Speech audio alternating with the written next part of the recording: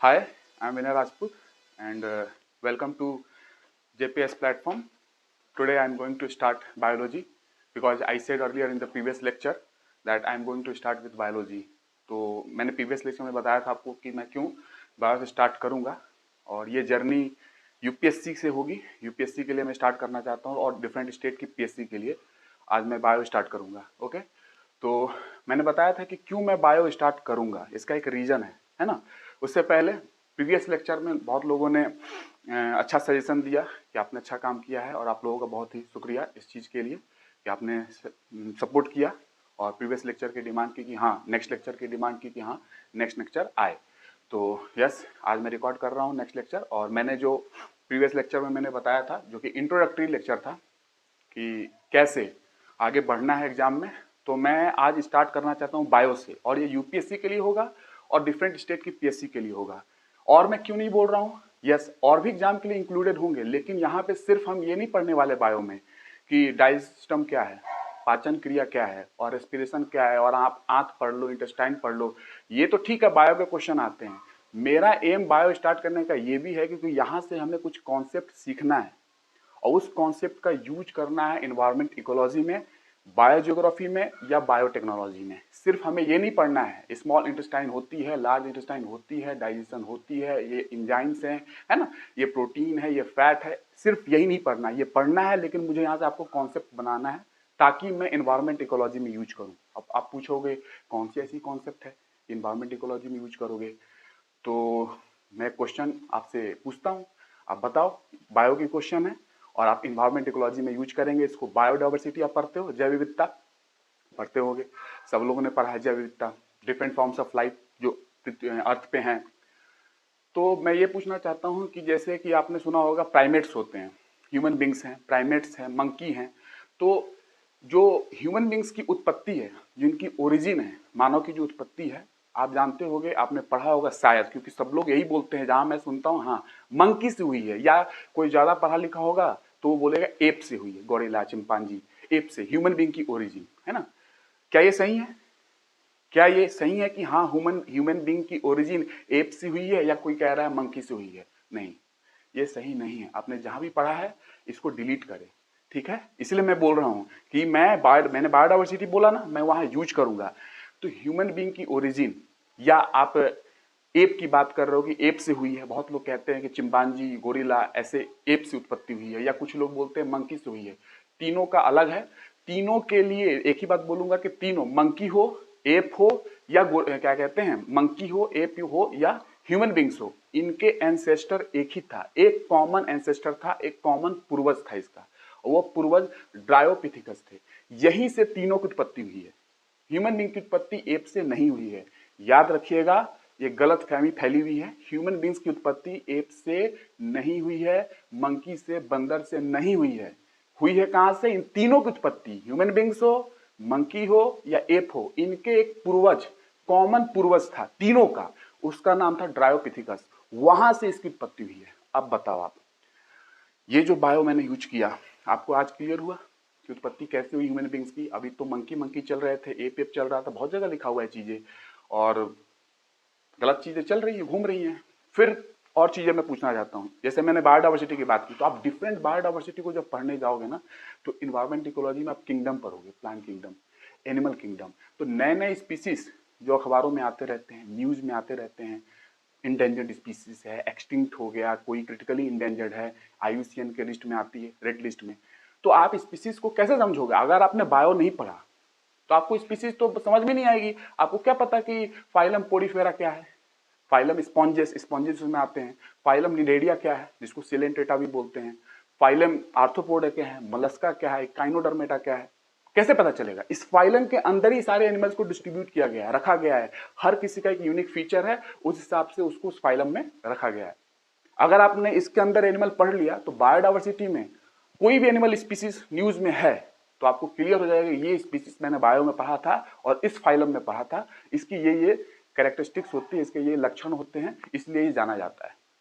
अगर आपने डायरेक्ट पढ़ने की कोशिश की तो सीधा आपने इन्वायरमेंट इकोलॉजी में गए, बायोडाइवर्सिटी पढ़ना चालू, वहां पर भी क्या, डिफरेंट फॉर्म्स ऑफ स्पीसीज, अलग अलग स्पीसीज। अब तो क्वेश्चन ही उठता है कि स्पीसीज क्या है, प्रजाति क्या होती है। तो सब कुछ यहाँ पता चलेगा, उसका फिर यूज होगा। जैसे अब नेचुरल सिलेक्शन, प्राकृतिक चयनवाद, आपने डार्विन का बहुत सुना होगा। नेचुरल सिलेक्शन, प्राकृतिक चयनवाद है क्या ये? है क्या ये? इसका यूज होगा, कहाँ यूज होगा? इन्वायरमेंट इकोलॉजी में। डिफरेंट स्पीसीज कैसे अपने आप को, अपने इन्वायरमेंट में कैसे अपने आप को इन्वायरमेंट के साथ लेके चलते हैं और कैसे वहां रह पाते हैं अपने इन्वायरमेंट में, जहां उसकी इन्वायरमेंट है, जहां उनका वातावरण है। तो ये कहाँ से पता चलेगा? नेचुरल सिलेक्शन जब आप पढ़ के आओगे। अब डायरेक्ट आओ, आप इन्वायरमेंट इकोलॉजी स्टार्ट कर दो, इकोलॉजी स्टार्ट कर दो। पारिस्थितिकी क्या है? अब पारिस्थितिकी में बायोटिक एबायोटिक फैक्टर्स आएंगे, एबायोटिक फैक्टर्स में फिर लाइफ ही आएगी। तो लाइफ पढ़ के आओगे तो यहाँ लाइफ पढ़ना आसान हो जाएगा, इकोलॉजी में उसको इंक्लूड कर लेंगे। उसी तरीके से बायोटेक्नोलॉजी में देख लो। अब बायोटेक में जाओगे, आपने लाइफ साइंस अच्छे से नहीं पढ़ी, ठीक है, आप तुरंत गए, तुरंत जेनेटिक इंजीनियरिंग पढ़ना स्टार्ट, है ना। डीएनए, आरएनए, कैसे प्लाज्मिड्स को जीन प्लाज्मिड्स में डालेंगे, फिर उसको बैक्टीरिया में इंट्रोड्यूस कर देंगे, इंसुलिन बना लेंगे, उसका नाम ह्यूमिलिन होगा, है ना। तो डायरेक्ट आप पढ़ना स्टार्ट कर दिए जेनेटिक इंजीनियरिंग, तो क्या होगा? समझ में चीजें नहीं आती है। आप पहले बेसिक सब्जेक्ट जो इनके लिंक है ना वो पढ़े। और सिर्फ हम लोग बायो में सिर्फ ऐसा नहीं रेस्पिरेशन पढ़ेंगे, डाइजेशन पढ़ेंगे, आपको बहुत सारी चीजें, कॉन्सेप्ट, इवोल्यूशन पढ़ना है। इवोल्यूशन, लेमार्क की थ्योरी, क्या लेमार्क ने बताया था? जो जिराफ वाली कहानी पढ़ते हो आप लोग, जिराफ वाली, याद होगी ना बचपन में? क्या कि एक समय था जिस समय जिराफ धरती पे घास वगैरह खाते रहता था, हर्ब्स वगैरह खाता था। धीरे धीरे क्या हुआ, बहुत सारे एनिमल्स थे, कंपटीशन हुई, सारे घास खत्म हो गया। तो धीरे धीरे पेड़ों पे वो खाना स्टार्ट किया, जो पत्ते थे, तो नीचे के पत्ते खा लिया पेड़ का, वो भी खत्म हो गया। अब ऊपर के पत्ते बचे, अब वहां खाने की कोशिश की, तो धीरे धीरे वो नेक को स्ट्रेच करता गया, है ना। उसके बाद उसके बच्चे हुए, वो थोड़ा एफर्ट लगाए, उनके नेक स्ट्रेच हुए, कई जनरेशन के बाद लंबा गर्दन जिराफ का हो गया। ये गलत है, ये गलत है। जो लेमार्क की थ्योरी आपने जो पढ़ी है ना, ऐसा कुछ नहीं है। ऐसे कोई अडॉप्ट नहीं कर लेता अपने आप को, ऐसे अनुकूलन नहीं कर सकते हो आप, है ना, कि बस जरूरत हुई और आपने अपने आप को अनुकूलित कर लिया कि ठीक है, पत्ता नीचे घास खत्म, अब मैं ऊपर का खाऊंगा, तो बस मैं उसको खाना स्टार्ट कर दिया। ये अनुकूलन नहीं है। और आपको पता होगा कि इन्वायरमेंट इकोलॉजी में एडेप्टेशन भी पढ़ना है। डिफरेंट स्पीसीज कैसे अपने आप को अनुकूलित किए हुए हैं, चाहे मैंग्रोव हो जो कि दलदली एरिया में, या बोल सकते हो जहाँ पे वाटर लॉगिंग कंडीशन होती है, सुंदरबन डेल्टा देख लो, सुंदरबन एरिया में, या फिर आप जैसे कि डेजर्ट में देख लो, कैसे डेजर्ट में ऊंट, कैमल रह पाता है, उनकी एडेप्टेशन है वो। लेकिन ये एडेप्टेशन जो बोल रहे हो ना कि ये गर्दन लंबी हो गई जनरेशन के बाद क्योंकि घास खत्म हो गई, वो खाना स्टार्ट किया, ये एडेप्टेशन नहीं है। ऐसे कोई अपने आप को एडाप्ट नहीं कर सकता है ना। ऐसे अडाप्ट करने लगे तो फिर सब कोई ठीक है। एक काम करो, पानी में आप तैरते हो ना, पानी में अंदर जाओ, अंदर जाके सांस लेना स्टार्ट कर दो, गिल से हो ना, मछलियां गिल से लेती है ना, आप स्टार्ट कर दो, क्योंकि आपको तो सांस हवा मिल नहीं रही है, तो आप ऑक्सीजन निकाल लो वाटर से, अडाप्ट कर लो अपने आप को। नहीं कर सकते। फिर कुछ लोग बोलते हैं, ये मैं बता रहा हूं कि क्यों मैं बायो से ही स्टार्ट कर रहा हूं और कैसे कैसे यूज होगा। एडेप्टेशन इन्वायरमेंट इकोलॉजी में पढ़ना है, और गलत फहमी बहुत है एडाप्टेशन के बारे में, अनुकूलन के बारे में बहुत सारी गलतफहमी है कि बस एडाप्ट कर लिया, ऐसा कुछ नहीं है। एडाप्टेशन अलग चीज है और एक एक्लिमेटाइजेशन होती है, वो अलग चीज है। अनुकूलन अलग चीज होती है और ये एक्लिमेटाइजेशन ये अलग होती है, फिजियोलॉजिकल एक्लिमेटाइजेशन। मैं इसका भी एग्जांपल दूंगा। तो बात ये है कि चीजों को इन्वायरमेंट इकोलॉजी से जो चीजें यहाँ पे हैं, जैसे इकोटोन। अब इकोटोन क्या है? दो इकोसिस्टम का बीच का रीजन। उसके पहले इकोसिस्टम क्या है, इकोसिस्टम समझना है तो उसके पहले इकोलॉजी का पोर्शन समझना पड़ेगा। इकोलॉजी कैसे बढ़ी, अलग अलग डेफिनेशन समझ, एक डेफिनेशन से इकोलॉजी समझ में नहीं आती है। बहुत लोगों ने बहुत डेफिनेशन दिया है, आपको सारी डेफिनेशन तो नहीं, लेकिन 3-4 डेफिनेशन को क्लियर करना पड़ेगा कि एंड्री वार्था बिर्च ने क्या दिया, हचिंसन ने क्या दिया, एवेलिन हचिंसन ने क्या दिया, अर्नस्ट हैकल की डेफिनेशन क्या है, रामदेव मिश्रा की थोड़ी डेफिनेशन 3F डेफिनेशन से नाम से जानी जाती है, 3F डेफिनेशन परिभाषा उनका। तो कुछ डेफिनेशन जब पढ़ोगे तब आपको ओवरव्यू क्लियर होगा कि अच्छा इकोलॉजी में ऐसी सी चीज है। एक डेफिनेशन उठा लिया, ईपी ओडम की डेफिनेशन लोग बताते हैं, है ना, ecology is the structure and function of ecosystem, है ना। ये डेफिनेशन एक सिंपल वे में है। इससे आप अगर पूरी इकोलॉजी लेकर चलने की कोशिश करोगे ना, तो बाकी जो डेफिनेशन में और साइंटिस्ट ने बताया है, जैसे अर्नस्ट हैकल की जो डेफिनेशन है ना इकोलॉजी में, इकोलॉजी को डिफाइन करने के लिए, वो बहुत ही अच्छी डेफिनेशन है। पूरे ओवरव्यू पूरा की पूरा वो कवर करता है इकोलॉजी के डेफिनेशन को।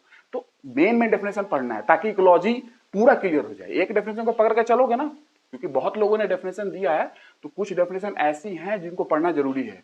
तब आपको पता चलेगा बायोजियोग्राफी में भी, जैसे बायोजियोग्राफी पढ़ना है, वहां पे भी क्या होगा, इकोलॉजी जब पढ़ के जाओगे तो इकोलॉजी के कुछ ऐसे डेफिनेशन है जो बायोजियोग्राफी की बात करती है। है इकोलॉजी की डेफिनेशन, लेकिन उसमें डिस्ट्रीब्यूशन का बात है, वितरण का बात है, एनिमल्स की डिस्ट्रीब्यूशन, जानवरों का डिस्ट्रीब्यूशन, पौधों का डिस्ट्रीब्यूशन की बात है। तो बायोज्योग्राफी क्या है? Bio means life, geography means science of distribution, life की डिस्ट्रीब्यूशन, चाहे जू ज्योग्राफी हो या फाइटो ज्योग्राफी हो। कैसे एनिमल्स डिस्ट्रीब्यूटेड है ओवर द अर्थ, कैसे प्लांट्स डिस्ट्रीब्यूटेड है, तो फिर कैसे होगा ये जो क्या कहते हैं इसमें, आप इकोलॉजी में ही डेफिनेशन आएगी। इकोलॉजी की डेफिनेशन में वो इनहेरेंट है कि वो बताना चाहता है क्या, कि डिस्ट्रीब्यूशन कैसे है एनिमल्स का। और फिर आप बायोज्योग्राफी में जाओगे, बहुत लिंक करेगी, बहुत लिंक होगा यहाँ से। तो देखो कैसे सीखते चलोगे, बायो से इन्वायरमेंट इकोलॉजी में यूज करूंगा। फिर ज्योग्राफी में जाओगे, वेदरिंग, अपेक्षा पर्दन पढ़ते हो आप? पढ़ते हो। अपेक्षा पर्दन में वेदरिंग होती है, बायोलॉजिकल वेदरिंग, अपक्षय, जैविक अपक्षय, केमिकल वेदरिंग, फिजिकल वेदरिंग होती है। तो बायोलॉजिकल वेदरिंग आ गई, लाइफ के थ्रू अपक्षय होगा, चूर्ण होना किसका, रॉक्स का। तो फिर वो लाइफ की जब मैं बात करूंगा कि कौन सा प्लांट अपने रूट से कौन सी एसिड निकाल रहा है, तो कहोगे कि भाई कहां से एसिड निकालने लगा, एलिलोपैथी कुछ पढ़ेंगे। तो मैं पहले ही बता दूंगा, मैं इन्वायरमेंट इकोलॉजी में एलिलोपैथी बता दूंगा, उसका यूज करूंगा, और बायोज्योग्राफी में भी एलिलोपैथी बताऊंगा, समझ रहे हो। तो ये एक लाइन से सीरीज से चलना है। पढ़ाने को तो बहुत लोग पढ़ा रहे हैं, ठीक है, अच्छी बात है, बायो पढ़ाते हैं, ठीक है, आपको इंटेस्टाइन पता चल जाती है, डाइजेशन पता चल जाता है, रिप्रोडक्टिव सिस्टम, प्रजनन पता चल जाता है, श्वसन क्रिया पता चल जाती है, पाचन तंत्र पता चल जाता है, ठीक है, ये तो क्वेश्चन आते हैं, प्लांट सेल, एनिमल सेल में डिफरेंस क्या है, प्रोकैरियोट्स यूकैरियोट्स में डिफरेंस क्या है, ये सब जानना जरूरी है। प्लांट किंगडम पढ़ना जरूरी है कि क्या है, फेनिरोगैमी क्या है, क्रिप्टोगैमी क्या है, थैलोफाइट्स क्या है, ब्रायोफाइट्स क्या है, जिम्नोस्पर्म, एंजियोस्पर्म, एक बीजपत्री, द्विबीजपत्री, मोनोकॉट्स, डाइकॉट्स, ये सब पढ़ना है। इसके एग्जाम्पल जब पढ़ोगे स्पीसीज का, तो बायोडाइवर्सिटी में यूज होगा। जितने एग्जाम्पल वहां पे हैं इन्वायरमेंट इकोलॉजी में, जितने एनिमल्स को पढ़ते जाते हो वो सारे यूज होंगे। और साथ में न्यूज में जो एनिमल्स आते रहते हैं ना, न्यूज में, न्यूज़पेपर में, जो हिंदू पढ़ते हो, जो भी अखबार पढ़ रहे हो, वहां पे आपको एनिमल्स जब यहाँ से पढ़ के जाओगे ना, तो क्लियर होगा देखते ही, क्या अरे ये एनिमल है, तो मैंने इसको पोरीफेरा फाइलम में पढ़ा था, और उसके क्या क्या फीचर्स होते हैं, ये फीचर्स होते हैं, बस सीधी सी बात है।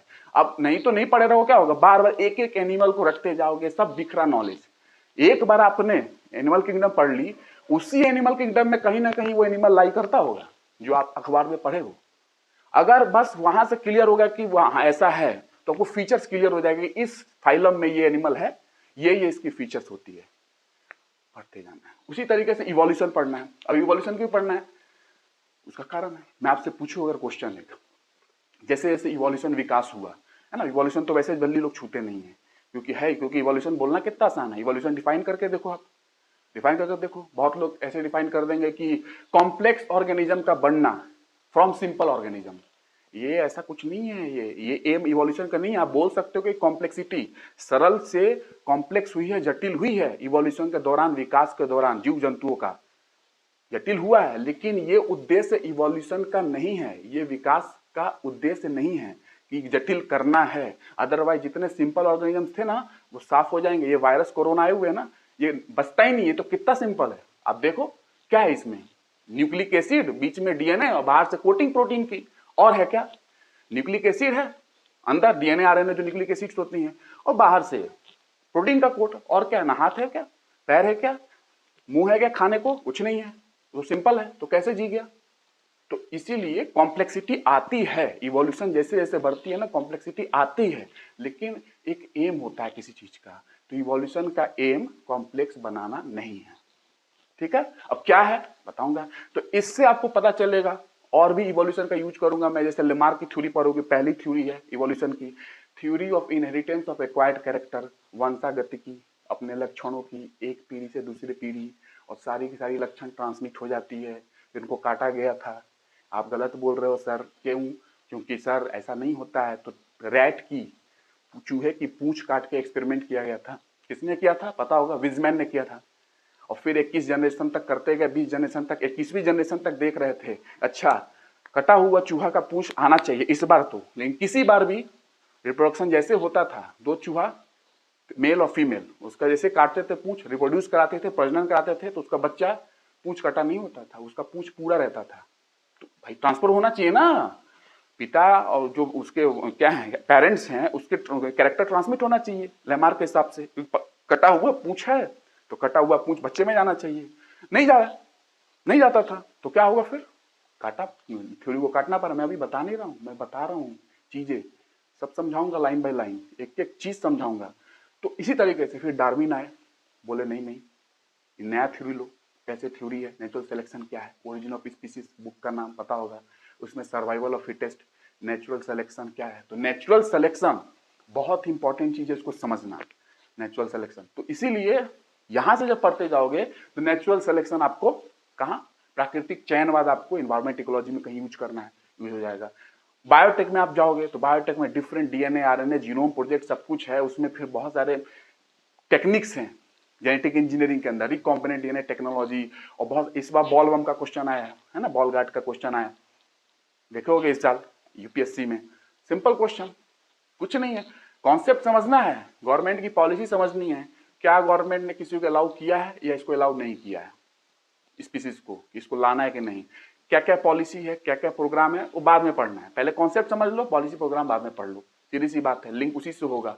तो चीजें क्या है कि ऐसे चलनी है, ये रीजन है बायो स्टार्ट करने का। अदरवाइज मैं ज्योग्राफी भी स्टार्ट कर सकता था, कोई दिक्कत नहीं है, लेकिन फिर मैं ज्योग्राफी में जाऊंगा, वेदरिंग पढ़ाऊंगा, फिर मैं लाइफ की बात करूंगा, बायोलॉजिकल वेदरिंग, जैविक का पक्ष है, फिर मैं ऑर्गेनिज्म को लूंगा, प्लांट के रूट्स को लूंगा, वहां से मैं केमिकल को निकाल लूंगा। आप बोलोगे केमिकल कैसे निकल गई प्लांट के रूट से, वो केमिकल वो एसिड की तरह काम करेगा, वो रॉक्स की अपेक्षा कराएगा, उसको चूर्ण करेगा। तो आप जब ऐसे पढ़ के आओगे बायो से होते हुए तो आपको क्लियर होगा, हाँ प्लांट्स होती हैं, उनके पत्तों में भी कुछ केमिकल्स होते हैं, उनके जड़ में भी कुछ केमिकल्स होते हैं, प्लांट्स जब मर जाती हैं, जब उनके डेड हो जाती हैं वो, तो भी वो केमिकल्स रिलीज करती हैं, वो रसायन के थ्रू क्या होता है, रॉक्स की वेदरिंग हो जाती है, अपक्षय हो जाता है। तो ये मैं बताते आऊंगा, लिंक करते आऊंगा धीरे धीरे धीरे धीरे, और फिर आप जाओ फाइनली जब सब्जेक्ट में पहुंचोगे ना तो सारी चीजें आसान हो जाएगी। तो ये कारण है कि क्यों बायो से स्टार्ट कर रहा हूं, समझ रहे हो ना। और सिर्फ मैं वो नहीं पढ़ाऊंगा कि आंत पढ़ लिया, सिंपल स्मॉल इंटेस्टाइन, बड़ी आंत, छोटी आंत पढ़ते जा रहे हो, रिप्रोडक्शन पढ़ते जा रहे हो, कोई लिंक ही नहीं है। देखो एसएससी की एग्जाम नहीं है, इसलिए मैं बता रहा हूं कि मैंने यूपीएससी और पीएससी को क्यों बोला है। एसएससी वाले देख सकते हैं इसमें, उनका कवरेज पूरा होगा, वो फैक्ट जो उनकी होती है, लेकिन अपने को यूपीएससी में यूज करना है, कॉन्सेप्ट है यहाँ पे, मैंने पहले बताया, ये डेवलप करना है, ये इंपॉर्टेंट ये है। अदरवाइज रटते रह जाओगे किताबों से, है ना, किताब इतनी मोटी मोटी है, तो ये डेवलप करना है। मैंने पूछा प्राकृतिक चयनवाद, तो सीधा बोलना है, this is the force of nature which selects those individual, वैसे वैसे लोगों को सेलेक्ट करता है जो इन्वायरमेंट में, जो वातावरण में बेटर एडजस्टेड है, जो बेटर एडजस्टेड है, बेटर तरीके से एडजस्ट किए हुए, अपने आप को अनुकूलित किए हुए अच्छे तरीके से, उनमें कैरेक्टर्स वो हैं, लक्षण हैं जो वातावरण के चेंजेस को सह सकते हैं, वो बच जाएंगे। जो वातावरण चेंज हुआ, मान लो कि एकदम ठंडी आ गई, ठंडी चल रही है, वातावरण एकदम और ठंडी हो जाए, जो एडजस्टेड नहीं होंगे, जो बेटर एडजस्टेड नहीं होंगे सराउंडिंग से, वो मर जाएंगे। जो बेटर होंगे, जिनकी इम्यूनिटी अच्छी होगी, जिनका मेटाबॉलिज्म अच्छा होगा अंदर से, वो बच जाएंगे, बिकॉज उनके अंदर मेटाबॉलिज्म अच्छी है, हीटिंग अच्छी है बॉडी की।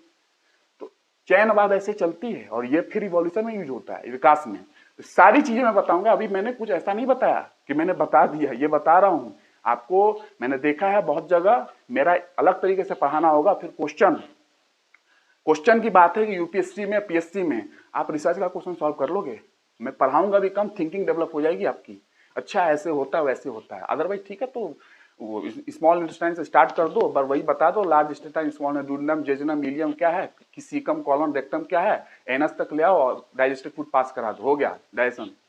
थोड़ा और ऊपर से आ जाओ बक्कल कैविटी से, पढ़ना है ये, लेकिन चीजें और भी पढ़नी है अपने को। एक क्वेश्चन मैं आपसे पूछता हूँ, बायो पढ़ना है ना, आप लोग बायो पढ़े भी होंगे सब लोग। एक क्वेश्चन मैं पूछता हूँ, कैसा क्वेश्चन, ह्यूमन बींग्स है, मानव है, सबसे इंटेलिजेंस है, मानते हो ना। सारी एनिमल्स किंगडम में, जंतु जगत अगर देख लो, कुछ भी, कोई भी, कुत्ता कुत्ती, बिल्ला बिल्ली, कुछ भी हो, घोड़ा हो, हाथी हो, सबसे इंटेलिजेंट हो ना, मानते हो, हाँ हो, ठीक है। तो ऐसा इंटेलिजेंस हो, ऐसा माना जाता है, जरूर सी जाहिर सी बात, हम हैं इंटेलिजेंस, हम लोग हैं, बाकी एनिमल्स से हम लोग इंटेलिजेंस हैं। तो पहला तो क्वेश्चन होता है कि इंटेलिजेंस हमारे में क्यों आई है। बाकी एनिमल्स में इंटेलिजेंस होती है, बाकी एनिमल्स में ब्रेन भी होता है, हमारी इंटेलिजेंस इतनी डेवलप क्यों है, क्या ऐसा कारण है, कभी सोचे हमारी इंटेलिजेंस ऐसी क्यों है। हर किसी को पहले बता दे रहा हूं, हर किसी का आंसर, अब जो पढ़े होंगे ना, तो जो अच्छे से पढ़े होंगे वो प्राकृतिक चयनवाद में जाएंगे कि हम ह्यूमन बींग्स में प्राकृतिक चयनवाद काम किया और हमारी इंटेलिजेंस बढ़ गई। हर किसी का आंसर डार्विन के प्राकृतिक चयनवाद से नहीं मिलती है, ये भी याद रखना। प्राकृतिक चयनवाद बहुत चीजों का आंसर देता है, सारी चीजों का नहीं। डार्विन ने भी बोल दिया था, ऐसा नहीं करना है कि जो आंसर हो हमारी थ्योरी में डाल दो, बस तुम ही बताओ प्राकृतिक चयनवाद से निकालो आंसर। कुछ और भी थ्योरी है डार्विन की। Example, theory of sexual selection, sexual selection की थ्योरी भी काम करती है, वो भी बहुत चीजों का आंसर देती है, वो भी पढ़ेंगे ताकि आपकी कॉन्सेप्ट क्लियर हो जाए। जितनी रिक्वायरमेंट है उतना ही पढ़ाऊंगा। आप क्वेश्चन देखो यूपीएससी में कैसे क्वेश्चन आ रहे हैं, रट के जाओगे, प्लांट से एनिमल से डिफरेंस पढ़ लिए, अब फिर इकोलॉजी इन्वायरमेंट में ऐसा पूछता है ना कि आपकी प्लांट सेल निकल जाती है। इकोलॉजी इन्वायरमेंट में घुस के ऐसे ऐसे क्वेश्चन पूछ लेते हैं वो लोग। इसीलिए बायोडाइवर्सिटी में देखते हो डिफरेंट स्पीसीज का क्वेश्चन पूछते रहते हैं। अब पढ़ते रहो, अखबार में कोई ना कोई नई स्पीसीज कोई आई जाती है, तो कितना रटोगे? इसका क्या तरीका है, पहले इसकी बेसिक पढ़ लो, प्लांट किंगडम एनिमल किंगडम पढ़ लो, बेसिक स्पीसीज पढ़ लो, फीचर्स पता चल गए कि ये लक्षण है स्पीसीज के, ये फाइलम में, तो चीजें क्लियर हो जाएगी। अब अखबार में पढ़ोगे, न्यूज़पेपर में, तो क्या होगा फिर, न्यूज़पेपर में पढ़ोगे क्लियर हो जाएगा, अच्छा ये स्पीसीज है तो ये इस फाइलम में है, क्योंकि वहां अखबार में सिर्फ स्पीसीज से नहीं दिया होगा नाम, उसके बारे में थोड़ी बहुत जानकारी होती है कि ये फलाना फाइलम से है, ये इस फाइलम से है, इस स्पीसीज यहाँ मिलती है। इससे आपको क्लियर हो जाएगा, तुरंत क्लियर हो जाएगा, अच्छा मैंने बायो में पढ़ा था ये फाइलम में ये आएगा, और उससे आपकी नॉलेज और बढ़ जाएगी। जो वहां याद था, कुछ स्पीसीज आपने अखबार से पढ़ के याद कर लिया, अच्छी अच्छी बात है, वो याद भी रहेगा, लेकिन आपने कहीं से तो लिंक किया ना, उसको कहीं ले जाकर फिट किया ना, जो न्यूज़पेपर में पढ़ा है आपने उसको कहीं तो फिट किया ले जाकर कि हाँ मैंने बायो में पढ़ा था ऐसी। तो इसीलिए चीजों को एक वे में लेकर चलना है। अगर ऐसे ऐसे कहीं से भी पढ़ना स्टार्ट कर दोगे ना, लोग पढ़ा रहे हैं, क्योंकि मैं ही सारा सब्जेक्ट पढ़ाने वाला हूँ। अब डिफरेंट टीचर्स पढ़ाते हैं तो ठीक है, अलग अलग सब्जेक्ट कोई कोई पढ़ा रहा है, कोई कैसे पढ़ा है, क्योंकि मैं ही लेने वाला हूँ सारी सब्जेक्ट, तो मुझे पता है कैसे लेकर चलूंगा। मैं खुद 60-70 सब्जेक्ट मैं यूट्यूब पे पढ़ाऊंगा। आप देखना, इंजीनियरिंग की हो, बीएससी का हो, या मैं जो पढ़ा रहा हूँ यूपीएससी पीएससी हो, गेट हो, इतने सब्जेक्ट मैं खुद कवर करूंगा। अब बताओ कैसे कवर है, यहाँ पीपीटी तो चलने वाली है नहीं, और ये ट्रेडिशनल वे है टीचिंग की, है ना, इसी पे दुनिया ने सीखा है, ठीक है, अच्छी है, चल रही है डिजिटल बोर्ड, मैं इसी पे पढ़ाऊंगा, आप इसी पे पढ़े, मैं लिखते जाऊंगा, नोट्स बनाते जाए, मैं समझाता जाऊंगा, ठीक है। बाकी फ्यूचर में देखेंगे क्या है, अभी तो आप इसी पे पढ़े और बेस्ट वे है, अच्छा लगता है इस पे पढ़ाना भी, और मेहनत तो हमारी है, लिखना पड़ेगा, पीपीटी तो यहाँ पर रन करनी नहीं है, और आप लिखते चले, ठीक है। तो ये एक तरीका था, अपने को चलना है क्यों ऐसे बायो से। अब क्वेश्चन ही आती है कि बायो स्टार्ट करनी है, ठीक है, तो ऐसा उचित नहीं होगा। बायो तो एक साइंस की शाखा है ना, ब्रांच है ना, डिसिप्लिन है ना, तो मैं चाहता हूं कि साइंस से ही स्टार्ट कर दो, क्योंकि साइंस में बहुत लोगों को कंफ्यूजन है। मैंने 7-8 साल के दौरान, 6-7 साल के दौरान साइंस में ही बता के मैंने, क्योंकि लोग फॉर्मूला डेफिनेशन रट लेते, किसी से पूछो विज्ञान तो बोलेगा डेफिनेशन रटा हुआ है, तो सीधा बोलेगा। प्रायोगिक परीक्षणों पर आधारित क्रमबद्ध ज्ञान को विज्ञान बोलते हैं, बहुत अच्छा बात। अभी चुप रहो, फिर पूछो और कुछ बताओ, डेफिनेशन कहीं और से पढ़े होगे, तो किसी भी सुसंगठित सुव्यवस्थित क्रमबद्ध ज्ञान को विज्ञान बोलते हैं। ऐसा ज्ञान जो एकदम सुव्यवस्थित हो, सुसंगठित हो और क्रमबद्ध हो, क्रम में चीजों को एक्वायर किया गया हो, वैसा ज्ञान क्या है, विज्ञान है। मैंने पूछा चलो अब बताओ अंदर मतलब क्या है, ठीक है, वर्डिंग तो अच्छी यूज कर रहे हो, सुव्यवस्थित सुसंगठित, अगर वर्डिंग अच्छी यूज करो अच्छी बात है, एग्जाम में लिखोगे अच्छी बात है, वर्ड अच्छा होना चाहिए हिंदी का, अगर हिंदी माध्यम से हो तो।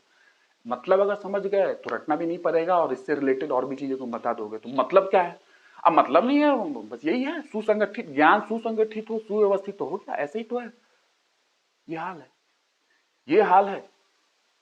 तो इसीलिए मैं सोचता हूँ साइंस से स्टार्ट कर दूं, और साइंस ही नहीं, मैं कुछ ऐसे टर्म बताऊंगा, मैंने इंटरव्यू में देखे हैं लोगों को, इंजीनियरिंग करके लोग जाते हैं, लोग पूछते हैं इंजीनियरिंग क्या है, नहीं पता, बीएससी करके गए हैं, बीएससी इंजीनियरिंग से अलग कैसे है, या कुछ समानता भी है क्या बीएससी और इंजीनियरिंग में, नहीं पता, बीएससी क्या है नहीं पता, अंदर की बात छोड़ो, आप कोई तो डिग्री कर रहे हो ना, या तो बीएससी की होगे, या तो इंजीनियरिंग की होगे, या ह्यूमैनिटीज से होगे, कोई तो होगा, या मेडिकल क्षेत्र से आए होगे, तो पूछने वाले तो पूछते हैं, इंटरव्यू में पूछते हैं, और दूसरी बात आपका फर्ज भी है जानना, आपने किया है वो डिग्री, और इंटरव्यू में पूछ ही दिया जाता है, आपकी डिग्री आपके सामने उनके सामने रहती है, या आपने क्या किया है वो पूछ ही देते हैं थोड़ा सा क्वेश्चन।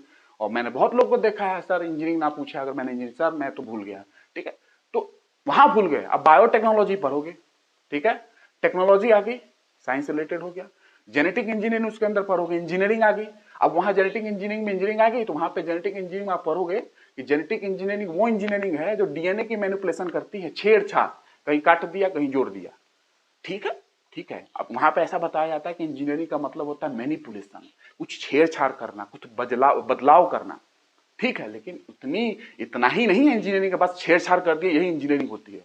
तो क्यों ना उसको अच्छे से समझ ले, ताकि जब जेनेटिक इंजीनियरिंग पढ़ेंगे तो जो बताएगा छेड़छाड़, मैं तो खुद पढ़ाऊंगा इस सारी चीजों को, तो वो समझ में आएगा। ठीक है, छेड़छाड़ है, मैं मानता हूं कि डीएनए आरएनए में कुछ कटिंग करनी है ना, कुछ जोड़ना है, कुछ काटना है, कुछ लगाना है, छेड़छाड़ कर रहा हूं, लेकिन और भी चीजें हैं। इंजीनियरिंग सिर्फ यही नहीं होती है, उसको समझ ले। साइंस क्या है, इंजीनियरिंग क्या है ना।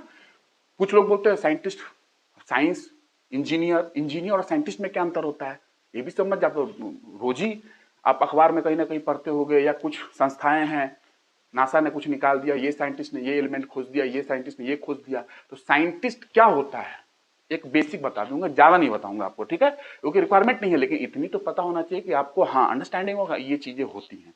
वो बहुत सिंपल, बहुत कम समय में बताने वाला होना चाहिए।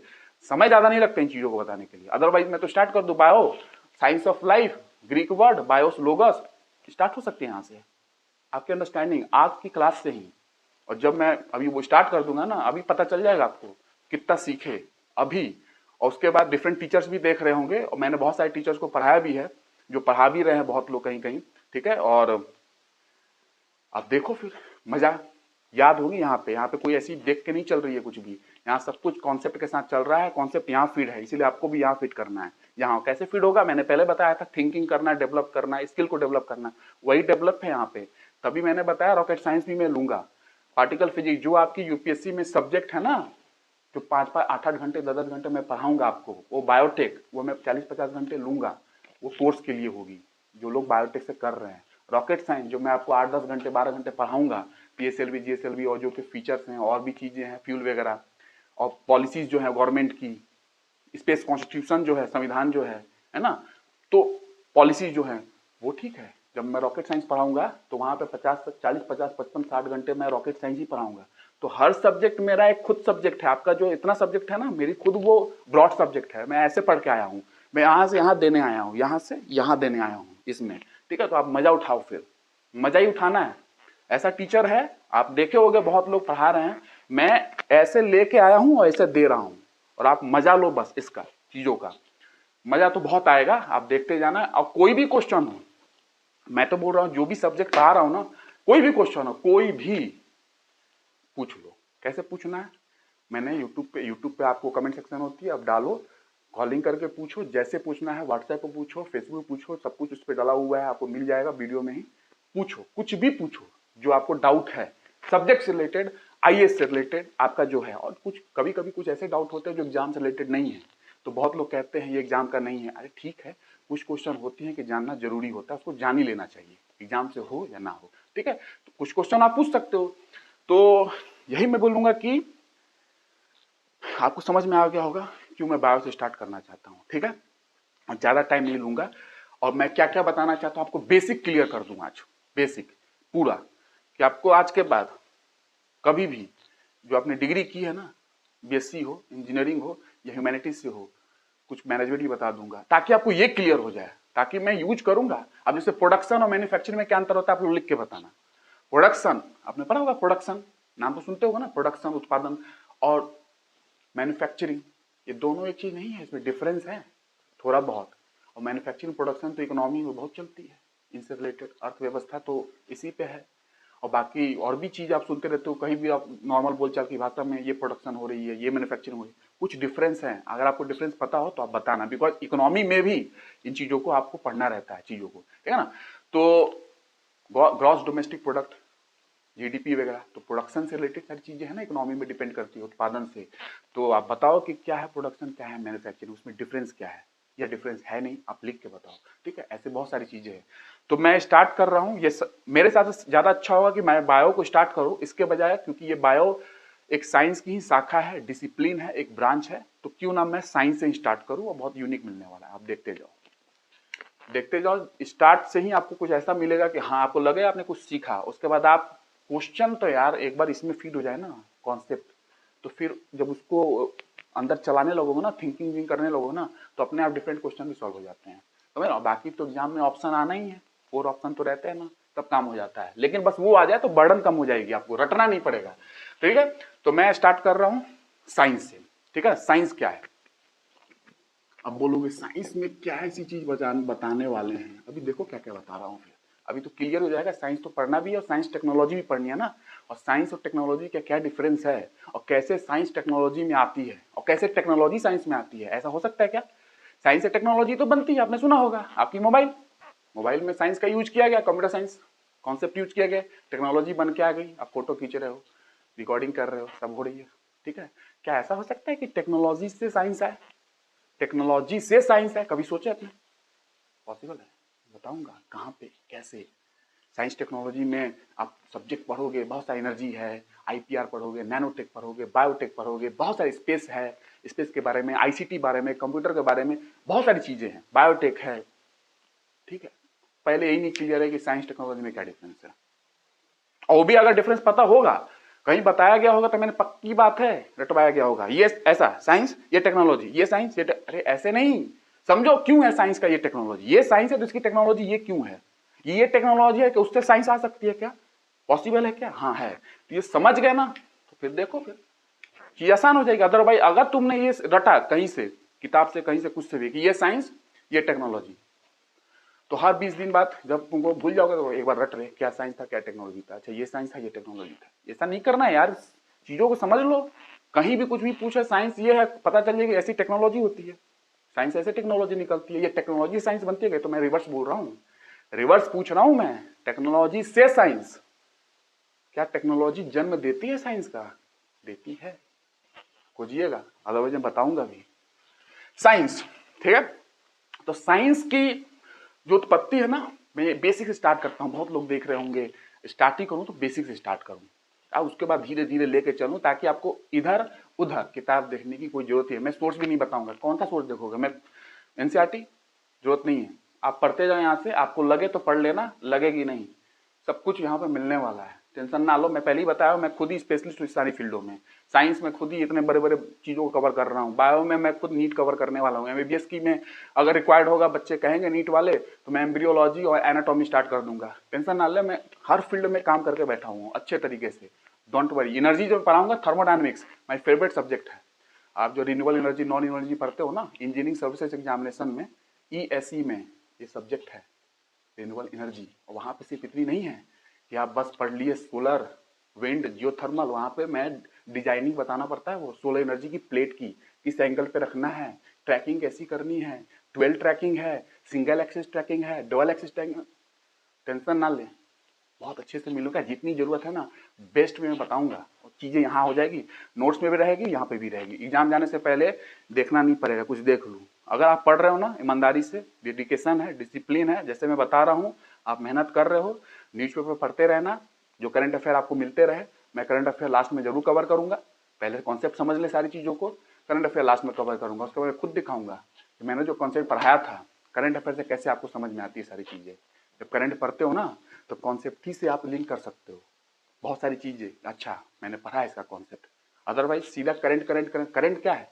चीजें करंट जो होती हैं कहीं ना कहीं उसकी बेसिक कॉन्सेप्ट है, फिजिक्स में हो या केमिस्ट्री में हो, सॉरी फिजिक्स में हो या केमिस्ट्री में हो या बायो में, कुछ तो बेसिक होगा ना, तो कुछ रिसर्च आगे चल रही होगी ना, तो बेसिक समझ लो, रिसर्च पता चल जाए। जैसे बेले टू एक्सपेरिमेंट, बेले टू एक्सपेरिमेंट हुई थी जापान वगैरह में, कहीं पता होगा, एग्जाम में क्वेश्चन भी आ चुका है। क्रिस्पर कैस9 टेक्नोलॉजी, जो ये क्या कहते हैं एंजाइम है, जो सीजर है कटिंग करने के लिए, एडिटिंग करने के लिए, तो इसके पहले अब जेनेटिक इंजीनियरिंग में मैं पढ़ा देता, पहले ही पढ़ा दूंगा कि ऐसा ऐसा है, आप क्रिस्पर कैस9 समझ जाओगे, क्रिस्पर टेक्नोलॉजी का नाम ही समझोगे तो ही समझ में आएगा जेनेटिक एडिटिंग के लिए है, जीनोम एडिटिंग के लिए, और ये आया भी था क्वेश्चन, तो ऐसे ही पता चल जाएगा, अदरवाइज रटने की कोई जरूरत नहीं है, आप बेसिक समझो, फिर देखना मैं कैसे दिखाते जाऊंगा करंट अफेयर, बहुत करंट अफेयर लाइट हो जाएगी, आप पढ़ते जाना आपको पता चलते जाएगा, ये ऐसा। साइंस, साइंस में अगर मैं बात करूं इसकी उत्पत्ति कैसे हुई है, लैटिन वर्ड है, अभी इंग्लिश की चेक होने वाली है आप लोगों की, इंग्लिश कैसे, इंग्लिश अभी बताना, लैटिन वर्ड। अब लैटिन वर्ड साइंस, सीरे एक वर्ड है, सीरे, एनसीईआरटी में सीरे को क्या बोला गया है, सीरे की तो याद बात नहीं की गई एनसीईआरटी में, जो 11th क्लास की एनसीईआरटी है ना फिजिक्स वाली, उसमें सीरे की बात नहीं की गई, उसने सीधे बोला है क्रिया, वर्ब, साइंटिया से इसकी उत्पत्ति हुई है, ये एक वर्ब है क्रिया, लैटिन वर्ड जो कि साइंटिया है, जो कि एक वर्ब है, लैटिन वर्ब है, क्रिया है वो, उससे ओरिजिन हुई है साइंस की, बट ऐसा है नहीं, आप चेक करना, और ऐसा है कि नहीं ये आप पे छोड़ता हूं, आप बताना कि लैटिन वर्ड जिसका नाम है सीरे। सीरे, ये सीरे से उत्पत्ति हुई है, ये एक वर्ब है। अब बताना कि वर्ब है या विशेषण है, बताना। ठीक है, ये क्रिया है, पढ़ो ना इंग्लिश।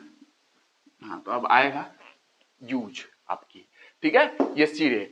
और इसी से आप देखोगे जो इसका यूज किया जाता है साइंस का ना, वो एक वर्ड है साइंटिया। इसका हिंदी ना पूछना, नहीं तो ऐसे ही लिख सकते हो और कुछ नहीं है। ठीक है, जानते ही हो फिजिक्स में, केमिस्ट्री में, साइंस में 60-70% चीजें तो वैसे ही उतर जाती हैं। देवनागरी भी उसकी वही होती है, सीधा सीधा। ठीक है, साइंटिया ये क्या है, इंग्लिश बताना आपको। ये विशेषण है, एडजेक्टिव है, ये विशेषण है।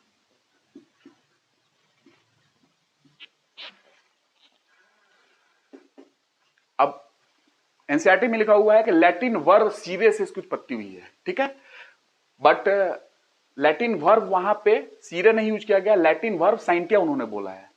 बट एक्चुअली सीरे मैंने बताया यहां पे वर्ब होती है। ठीक है, तो आपको बताना है कि सीरे वर्ब है या साइंटिया वर्ब है, ये बताना है। मैंने ये बता दिया, सही है ये। ठीक है, आप टेंशन ना ले, लेकिन फिर भी आप सोचेंगे, मैं कुछ इंग्लिश का भी बताऊंगा इसमें। इंग्लिश ही तो है, क्रिया, वर्ब और एडजेक्टिव के बारे में। ठीक है, ये दो चीज है। क्वेश्चन कभी पूछ लिया ना कि साइंस की उत्पत्ति, लैटिन वर्ड ऑप्शन दे देगा, सीरे, साइंटिया और फलाना ठिकाना और दे देगा दो, और none of the above question बन जाएगी। एडजेक्टिव और वर्ब में डाल दिया तो क्वेश्चन और हो जाएगी। कोई नहीं जानता क्या पूछ देंगे, और बेसिक है, क्यों ना पढ़ ले। ठीक है, सीरे का मतलब क्या होता है, टू नो। सीरे का मतलब होता है टू नो। सीरे का मतलब होता है टू नो, जानना। ठीक है, ये सीरे का मतलब है। साइंटिया का मतलब होता है नॉलेज। अब साइंस में आपको पता होगा, जानना, जानने के बाद ही तो नॉलेज आती है। ठीक है, तो नॉलेज,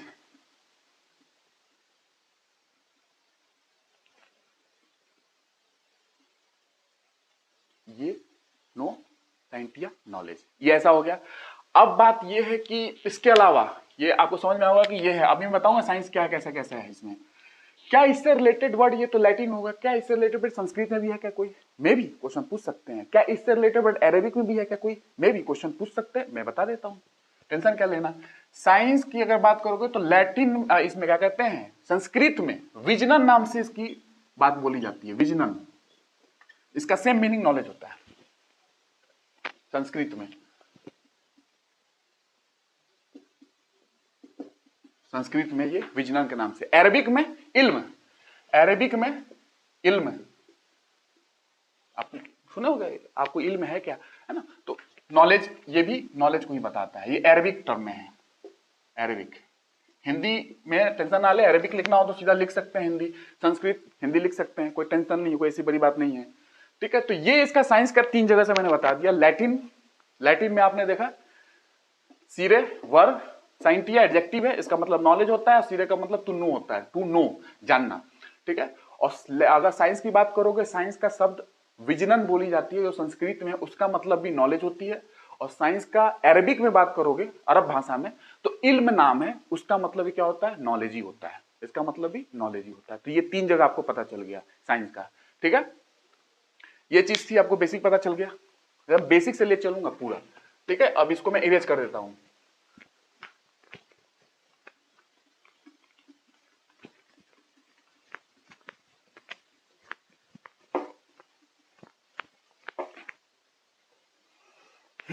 अब ये साइंस हो गया, ये तो पता चला रूट क्या है, कैसे कैसे आया। क्या है साइंस, तो पहले हिंदी में सुन लो क्या है साइंस, फिर उसको इंग्लिश में बताऊंगा, फिर समझाऊंगा। ठीक है, तो साइंस को अगर हिंदी में डिफाइन करना हो तो 2 तरीके से डिफाइन करता हूं मैं। प्रायोगिक एक्सपेरिमेंट, प्रायोगिक प्रेक्षणों पर आधारित क्रमबद्ध ज्ञान को विज्ञान कहते हैं। एक समझ में आया, लिखना पड़ेगा, मे भी आप समझ रहे होगे, लिख भी सकते हो। हर चीज लिखना जाऊंगा तो टाइम भी ज्यादा कंज्यूम होगा। इंग्लिश में मैं लिख दूंगा, थोड़ा बहुत हिंदी जहां जरूरत होगी मैं लिखते जाऊंगा। प्रायोगिक प्रेक्षणों पर आधारित क्रमबद्ध ज्ञान को विज्ञान कहते हैं, ये एक डेफिनेशन है। ठीक है, अच्छे से। ठीक है, दूसरा डेफिनेशन सुनो हिंदी का। हिंदी में आप दूसरा बोल सकते हो कि चीजें अगर, ज्ञान अगर सुसंगठित हो, अच्छे से संगठित किया गया हो, अच्छे से व्यवस्थित किया गया हो, और क्रम में चीजों को इकट्ठा किया गया हो, ग्रहण जो किया गया हो ना ज्ञान, वो क्रमबद्ध हो, तो ऐसा ज्ञान विज्ञान कहलाता है। किसी भी सुसंगठित, ऐसा ज्ञान सुसंगठित, सुव्यवस्थित, क्रमबद्ध ज्ञान को विज्ञान कहते हैं। ये दो डेफिनेशन समझ में आ गया हिंदी में। अगर इंग्लिश में समझने की कोशिश करें तो सिंपल इंग्लिश में ही है। अगर तो आप देखोगे ना, सिंपल मैं समझाता हूं, अभी समझ में आएगा। Science can be viewed as a continuing human effort. मानव की एफर्ट रही है हमेशा इस चीज को लिए। साइंस को आप इस तरीके से देख सकते हो, science can be viewed as a continuing human effort to systemize knowledge, knowledge को सिस्टमाइज करना, for describing and understanding the nature. अगर प्रकृति को डिस्क्राइब करना है, समझना है प्रकृति को, तो आपको क्या करना है, आपको एफर्ट लगाना पड़ेगा, नॉलेज को सिस्टमाइज करना पड़ेगा। जो आप इकट्ठा करते जा रहे हो ना, नॉलेज को सिस्टमाइज करते जाओ, उसको अच्छे तरीके से सिस्टमाइज करके रखोगे तो चीजों को यूज कर पाओगे नेचर को अंडरस्टैंड करने के लिए और बताने के लिए कि नेचर में कैसी कैसी फिनोमेना, इवेंट्स, घटनाएं हो रही हैं। तो science can be viewed as a continuing human effort to systemize knowledge for understanding and describing the nature. सब तो प्रकृति की बात है। फिर से सुनो अच्छे तरीके से, इसको समझाऊंगा मैं और अच्छे तरीके से। अब जितना समझ गए हो और समझाऊंगा, ताकि साइंस टेक में घुसने के बाद ना वहां पे पहले ही से क्लियर हो कि क्या है, ठीक है, और उसका यूज भी आगे कर लेंगे हम लोग। साइंस एक सिस्टमैटिक अटेम्प्ट है। अटेम्प्ट सिस्टमैटिक होगी चीजें, ऐसे नहीं कुछ भी आप जाके स्टार्ट कर लोगे साइंस की डिस्कवरी के लिए। कुछ इन्वेंट करना है, कुछ खोजना है, कुछ रूल खोजना है, कुछ नियम खोजना है, कुछ लॉ खोजना है, तो एक सिस्टमैटिक वे में आपको चलना पड़ेगा। तो science is a systematic attempt, एक अटेम्प्ट सिस्टमैटिक है फॉर अंडरस्टैंडिंग द नेचर, है ना। और अंडरस्टैंड कैसा करना है, एज डेप्थ, जितना डेप्थ और जितनी गहराई में हो सकती है उतना तक अंडरस्टैंड करना है नेचर को, ठीक है ना। एज मच डेप्थ और विड्थ, जितनी अंदर तक समझ सकते उतना समझना है। और जब समझ गए तो जो नॉलेज मिलेगी ना उसका यूज करना है। कहां पे, आपके इन्वायरमेंट में, आपके पर्यावरण में अगर कोई घटनाएं हो रही हैं उसको मॉडिफाई करने के लिए।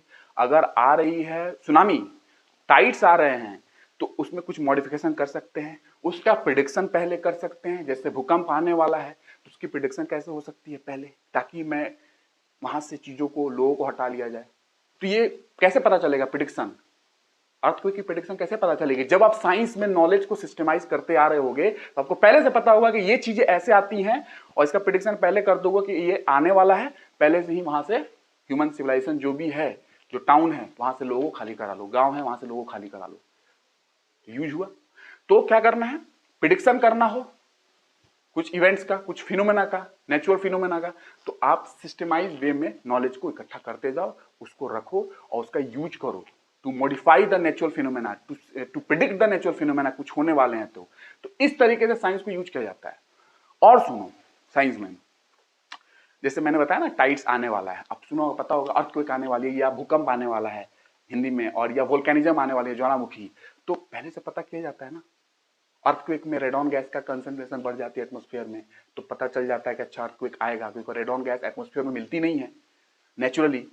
अर्थक्वेक जब आने वाला होता है तो वहां से रिलीज होती है धरती से, तो इसलिए पता चल जाता है कि अर्थक्वेक का रेडॉन गैस की कंसंट्रेशन अगर बढ़ रही है ना, तो क्लियर हो जाती है बात की शायद अर्थक्वेक आने वाला है। तो ये कैसे पता चला रेडॉन गैस की कंसंट्रेशन, आपने स्टडी किया हो गया होगा ना रेडॉन गैस के बारे में एटमॉस्फेयर में, रेडॉन गैस कितना है, तो कम है, बहुत कम है, ना के बराबर है ही नहीं।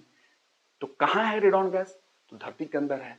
तो धरती के अंदर से निकलेगा कब, निकलेगा तब जब कुछ टेक्टोनिक्स मूवमेंट होगी, प्लेट्स वगैरह मूव करेंगी, तो इसका मतलब अर्थक्वेक आ सकता है, इसका मतलब भूकंप आ सकती है, इसका मतलब ज्वालामुखी आ सकता है। तो क्लियर हो जाता है पहले ही। ऐसे चलोगे तो साइंस इसीलिए बहुत जरूरी है कि साइंस में चीजों को एक सिस्टमेटिक वे में रखा जाए, ताकि नॉलेज का आप यूज कर पाओ किसी चीज को प्रिडिक्ट करने के लिए, मॉडिफाई करने के लिए, नेचुरल फिनोमेना को, इवेंट्स को, घटनाओं को, ठीक है ना, जो घटनाएं होने वाली हैं फ्यूचर में आप प्रिडिक्ट कर सकते हो। सुनामी अगर आ रही है, सुनामी आपने देखा कोरोना में, पिछले साल कितनी सुनामी आई, रीजन है उसकी, रीजन है सुनामी क्यों, कोस्ट पे बहुत सारी आई हैं, उड़ीसा के कोस्ट पे उधर साइड में बहुत सारी सुनामी आई हैं, क्यों।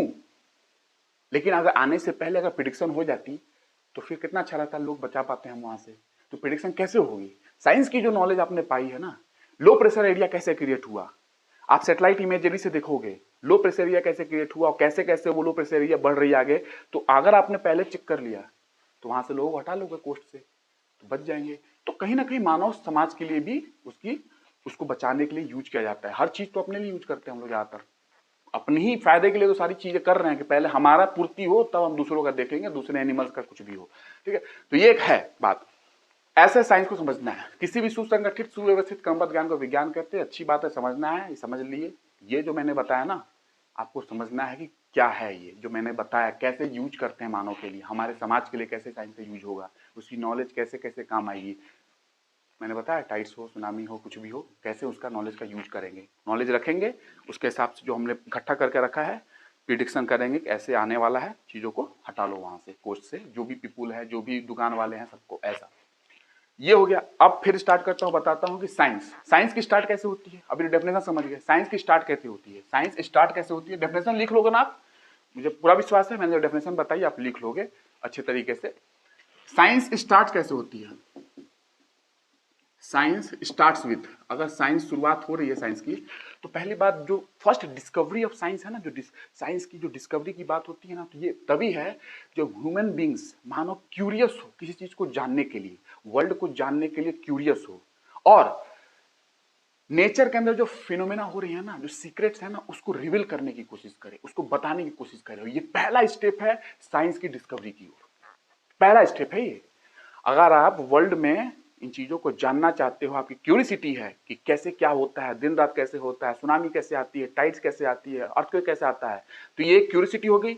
उसके बाद कैसे क्या करना है, क्यूरियोसिटी के बाद सीक्रेट्स ऑफ नेचर को आप रिवील करते जाओगे। तो यही है पहली स्टेप डिस्कवरी ऑफ साइंस की। ठीक है, तो ये ऐसे होता है। बट साइंस स्टार्ट्स विथ, ये एक तरीका है जो ह्यूमंस ने अपनी क्यूरियोसिटी के जरिए चीजों को खोजने की कोशिश की है, चीजों को जानने की कोशिश की है, डिफरेंट प्लैनेट्स पे भी जाने की कोशिश कर रहे हैं, लाइफ खोजने की कोशिश कर रहे हैं। ये क्यूरियोसिटी हमारी जानने की। ठीक है, अच्छी बात है, ह्यूमंस में क्यूरियस है हम लोग, और हम लोग क्यूरियोसिटी के कारण ही बहुत लोग सीख पाते हैं। क्यूरियस बच्चे होते हैं ना, ये कैसे होता है, ये कैसे होता है, बहुत जरूरी है अंडरस्टैंडिंग के लिए। आपकी थिंकिंग डेवलप होती है, आपकी नॉलेज इंप्रूव होती है, इंक्वायरी करना बहुत जरूरी है। साइंस स्टार्ट्स विथ, पहला अगर मैं बात करूं, फर्स्ट क्वेश्चन, सेकंड क्वेश्चन, मैं पूरा पहले लिख देता हूं, उसके बाद मैं बताता हूं कि इसका मतलब क्या है। सेकंड होगी हाइपोथेसिस, परिकल्पनाएं, हिंदी में समझ में आ रहा होगा आपको, क्वेश्चन प्रश्न हो गया, परिकल्पनाएं। तीसरा, हाइपोथेसिस के बाद एक्सपेरिमेंट, प्रयोग करोगे,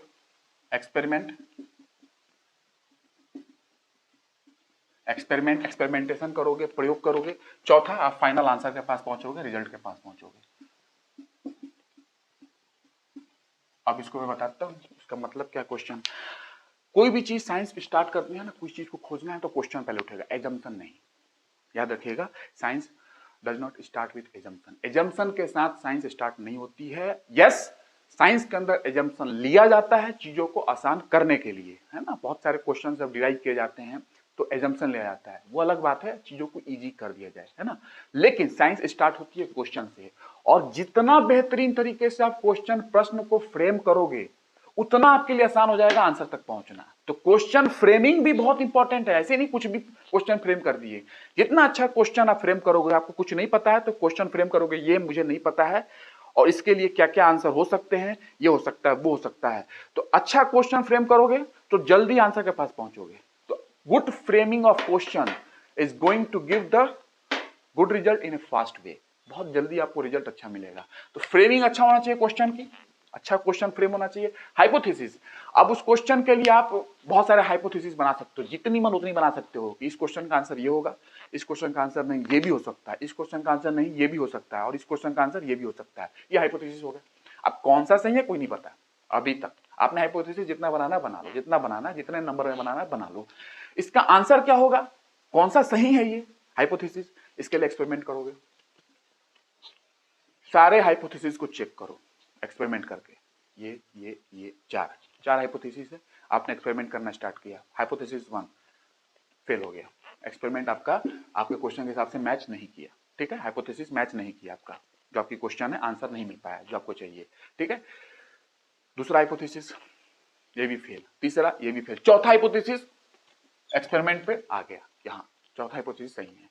जब वो सही है, अब क्या करेंगे, यह हाइपोथेसिस अगर सही है चौथा वाला, तो अब क्या करेंगे कि अब बहुत सारे एक्सपेरिमेंट करेंगे ताकि ये गलत हो जाए।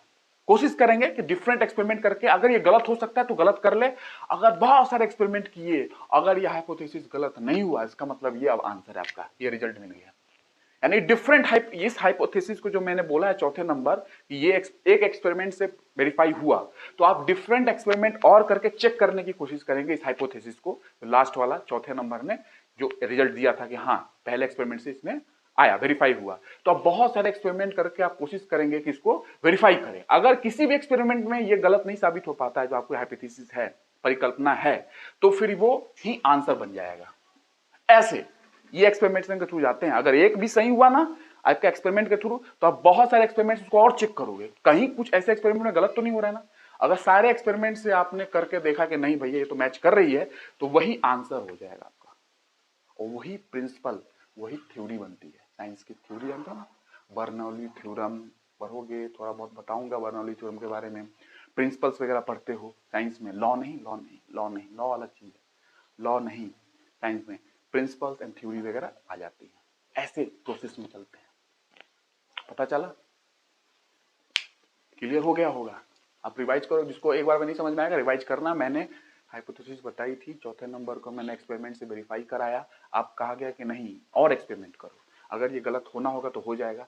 किसी भी एक्सपेरिमेंट से अगर आपने इसको गलत साबित नहीं कर पाया, चौथे नंबर के हाइपोथेसिस को, परिकल्पना को, तो वही आंसर बन जाएगा, वही प्रिंसिपल बनेगी। जो भी आपने खोजने की कोशिश की है वो उसका प्रिंसिपल हो जाएगा, वही थ्योरम हो जाएगा। जैसे बर्नौली थ्योरम है ना, ये ऐसे थ्योरम प्रिंसिपल बनते हैं। ये समझ में आया। आप पूछोगे लॉ क्या है, तो सारी चीजें नहीं अभी बताऊंगा, धीरे धीरे धीरे। लॉ में तो बहुत अच्छी है, मैं तो क्वेश्चन पूछूंगा पहले, फिर लॉ बताऊंगा लॉ के लिए, ठीक है। न्यूटन का लॉ एग्जाम्पल, ये साइंस की एक प्रोसेस है, जैसे जैसे ये मूव करती है। समझ में आ गया।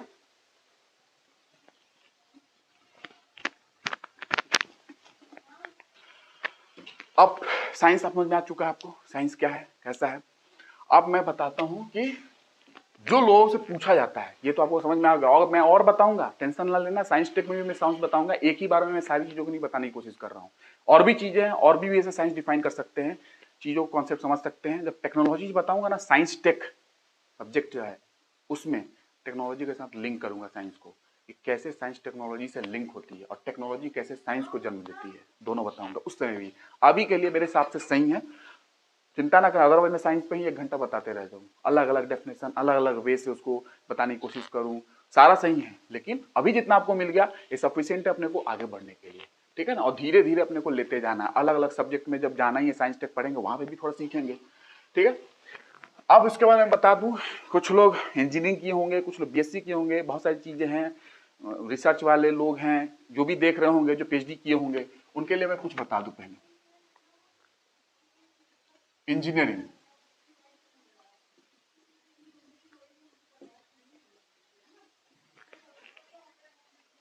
इंजीनियरिंग क्या है। अगर इंजीनियरिंग की बात करूं, मैं इंजीनियरिंग आज बता दूं आपको। पहले बहुत बहुत इस पे गलत फहमी है, पता नहीं है, किसी से पूछो इंजीनियरिंग क्या है तो, अब उससे पहले इंजीनियर, इंजीनियर तो why we call it engineer. Engineer क्यों कहा जाता है, क्या इंजन से है, क्या स्टीम इंजन जो जेम्स वाट ने खोजा था, क्या इंजन से है ये बताओ, क्या इंजन से है। इंजन तो 19वीं सेंचुरी में आई है, 19वीं शताब्दी में इंजन की खोज हुई है, स्टीम इंजन की बात कर रहा हूँ जो जेम्स वाट वाली है। एक्चुअली इंजीनियरिंग अगर प्रोफेशन की बात करो तो ये सेंचुरीज बिफोर, कई शताब्दियों से इंजीनियरिंग एक प्रोफेशन के रूप में है। इंजन से कोई लेना देना नहीं है, इंजीनियरिंग, इंजीनियर वर्ड इंजन से कोई लेना देना नहीं है।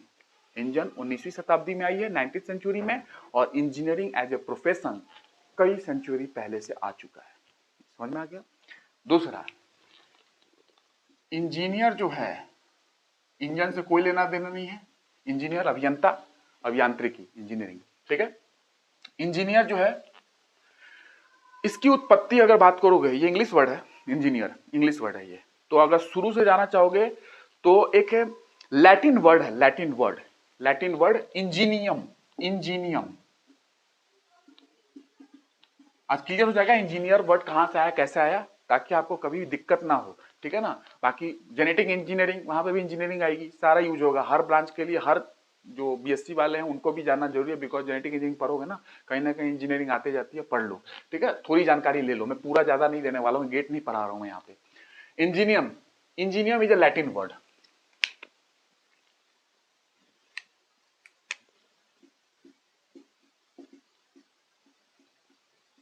मैं इसलिए सारी चीजें बता रहा हूँ, मैं पहले बता दूं, मैंने 6-7 साल में देखा है, कंफ्यूजन है बहुत लोगों को इसमें। क्यों ना ये कर ले, क्योंकि साइंस टेक भी पढ़ना है, बायो पढ़ रहे हो, फिजिक्स पढ़ रहे हो, सब तो साइंस ही है, टेक्नोलॉजी रिलेटेड चीजें हैं, तो क्यों ना कर ले, ठीक है ना, बेसिक चीजों को पता कर ले अपने को, ठीक है ना। तो लैटिन वर्ड इंजीनियम, ठीक है, इसका मतलब क्या होता है, इंजीनियस।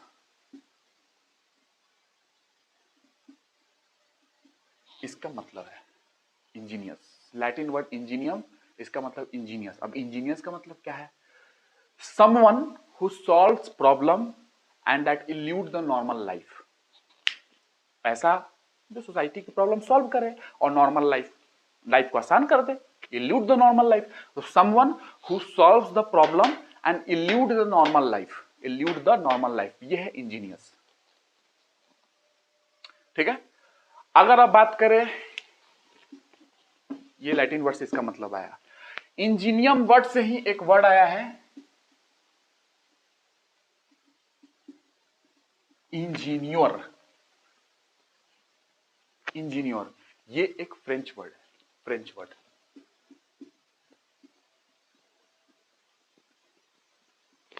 फ्रेंच वर्ड है, और आज भी फ्रांस में इंजीनियर के लिए यही वर्ड यूज किया जाता है, ये वाली, फ्रांस में आज भी यूज होता है, ठीक है।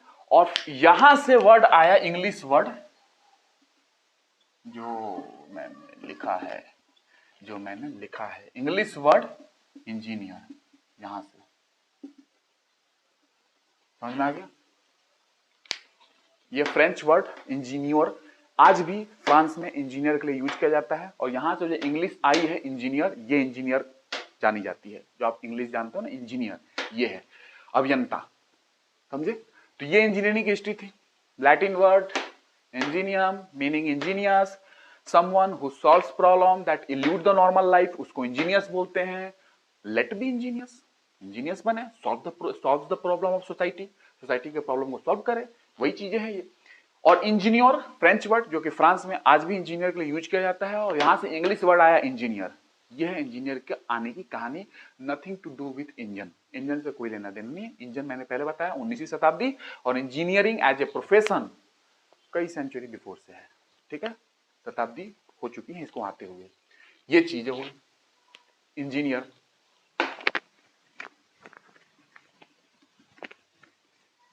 अब इंजीनियरिंग समझ लो, इंजीनियरिंग क्या है। दूसरा, इंजीनियरिंग के अलावा बात करूं कि कुछ लोग बोलते हैं कि साइंटिस्ट इंजीनियर में क्या अंतर है, थोड़ा ये भी मैं बता दूं। कुछ लोग बोलते हैं कि साइंटिस्ट इंजीनियरिंग में तो कुछ इंजीनियरिंग चीजें करती है इंडस्ट्री में जाके, ऑपरेटर क्या होते हैं, फिर ऑपरेटर बता दूं थोड़ा बहुत, थोड़ा बताऊंगा ज्यादा नहीं, ठीक है, जितनी आपको समझ में आ जाएगा अच्छी ऐसी चीजें हैं, ठीक है। इंजीनियरिंग क्या है पहले समझ लेते हैं, फिर मैं तीनों का डिफरेंस भी बता दूंगा अलग से। इंजीनियरिंग, मैंने इंजीनियर समझा दिया कैसे कैसे आया, हिस्ट्री पता चल गई, ठीक है। Engineering is the practical application of science and concept in physical reality, यह है engineering. Engineering is the practical application of science and concept, पता चल रहा होगा, प्रैक्टिकल एप्लीकेशन, व्यवहार में चीजें आ रही हैं, और साइंस की और कॉन्सेप्ट की, इसका practical application in physical reality, यह है इंजीनियरिंग।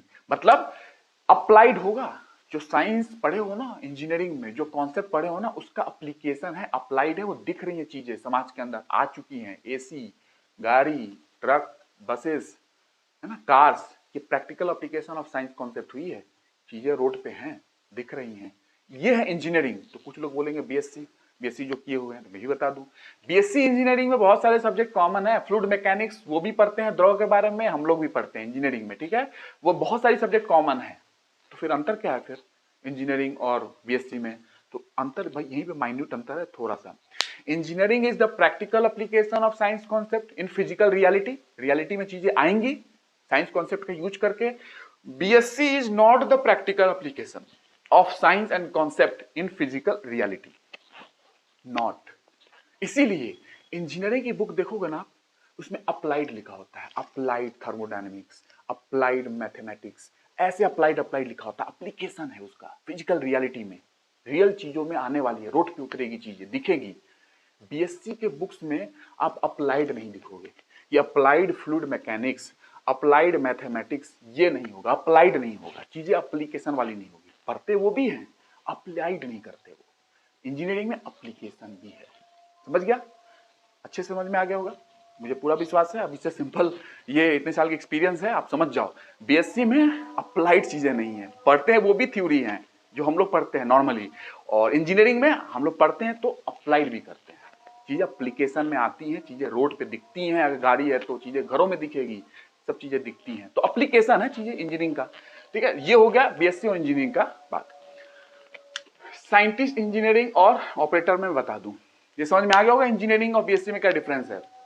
ठीक है, और बाकी ब्रांचों में अब इकोनॉमिक्स वगैरह में नहीं जाऊंगा। इकोनॉमिक्स क्या है, मैनेजमेंट ऑफ हाउस होल्ड, है ना, रहने देते हैं। हिस्ट्री क्या है, हिस्ट्री में अगर बात करोगे तो किसी भी देश का इतिहास कब स्टार्ट होता है, जब उस देश के बारे में लिखित साक्ष्य, रिटन रिकॉर्ड्स, रिटन स्क्रिप्ट्स मिलना स्टार्ट हो जाए। अगर उस देश का उस समय से अगर रिटन रिकॉर्ड्स मिलना स्टार्ट हो जाए तो उस देश का इतिहास वहीं से स्टार्ट हो जाता है। जैसे अगर रिटन रिकॉर्ड्स ना मिले तो प्री हिस्टोरिक टाइम्स में डालते हो आप चीजों को। भीमबेटका की पेंटिंग रिटन रिकॉर्ड्स नहीं है, पेंटिंग के रूप में है, तो उसको प्री हिस्टोरिक में डाल दिया गया है। चीज आप समझ रहे होगे, मैं यहाँ पे साइंस ही बोलूंगा ज्यादा।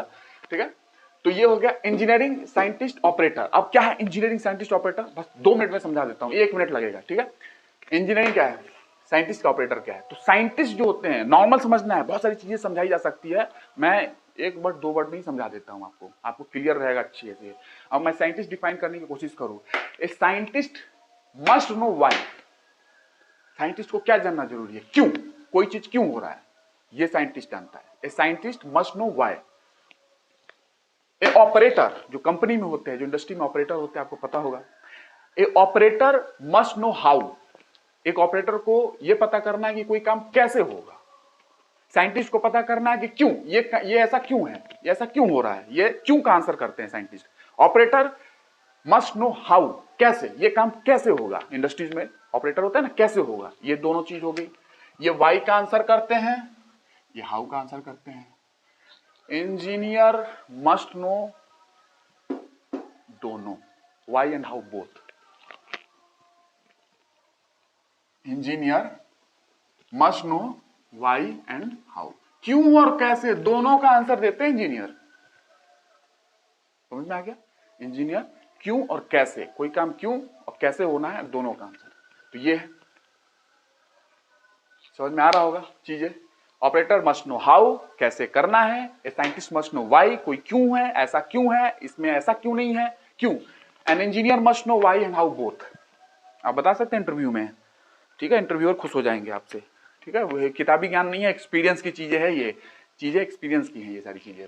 ठीक है, वाई एंड हाउ बोथ, ये हो गया आपको तीनों का डिफरेंस।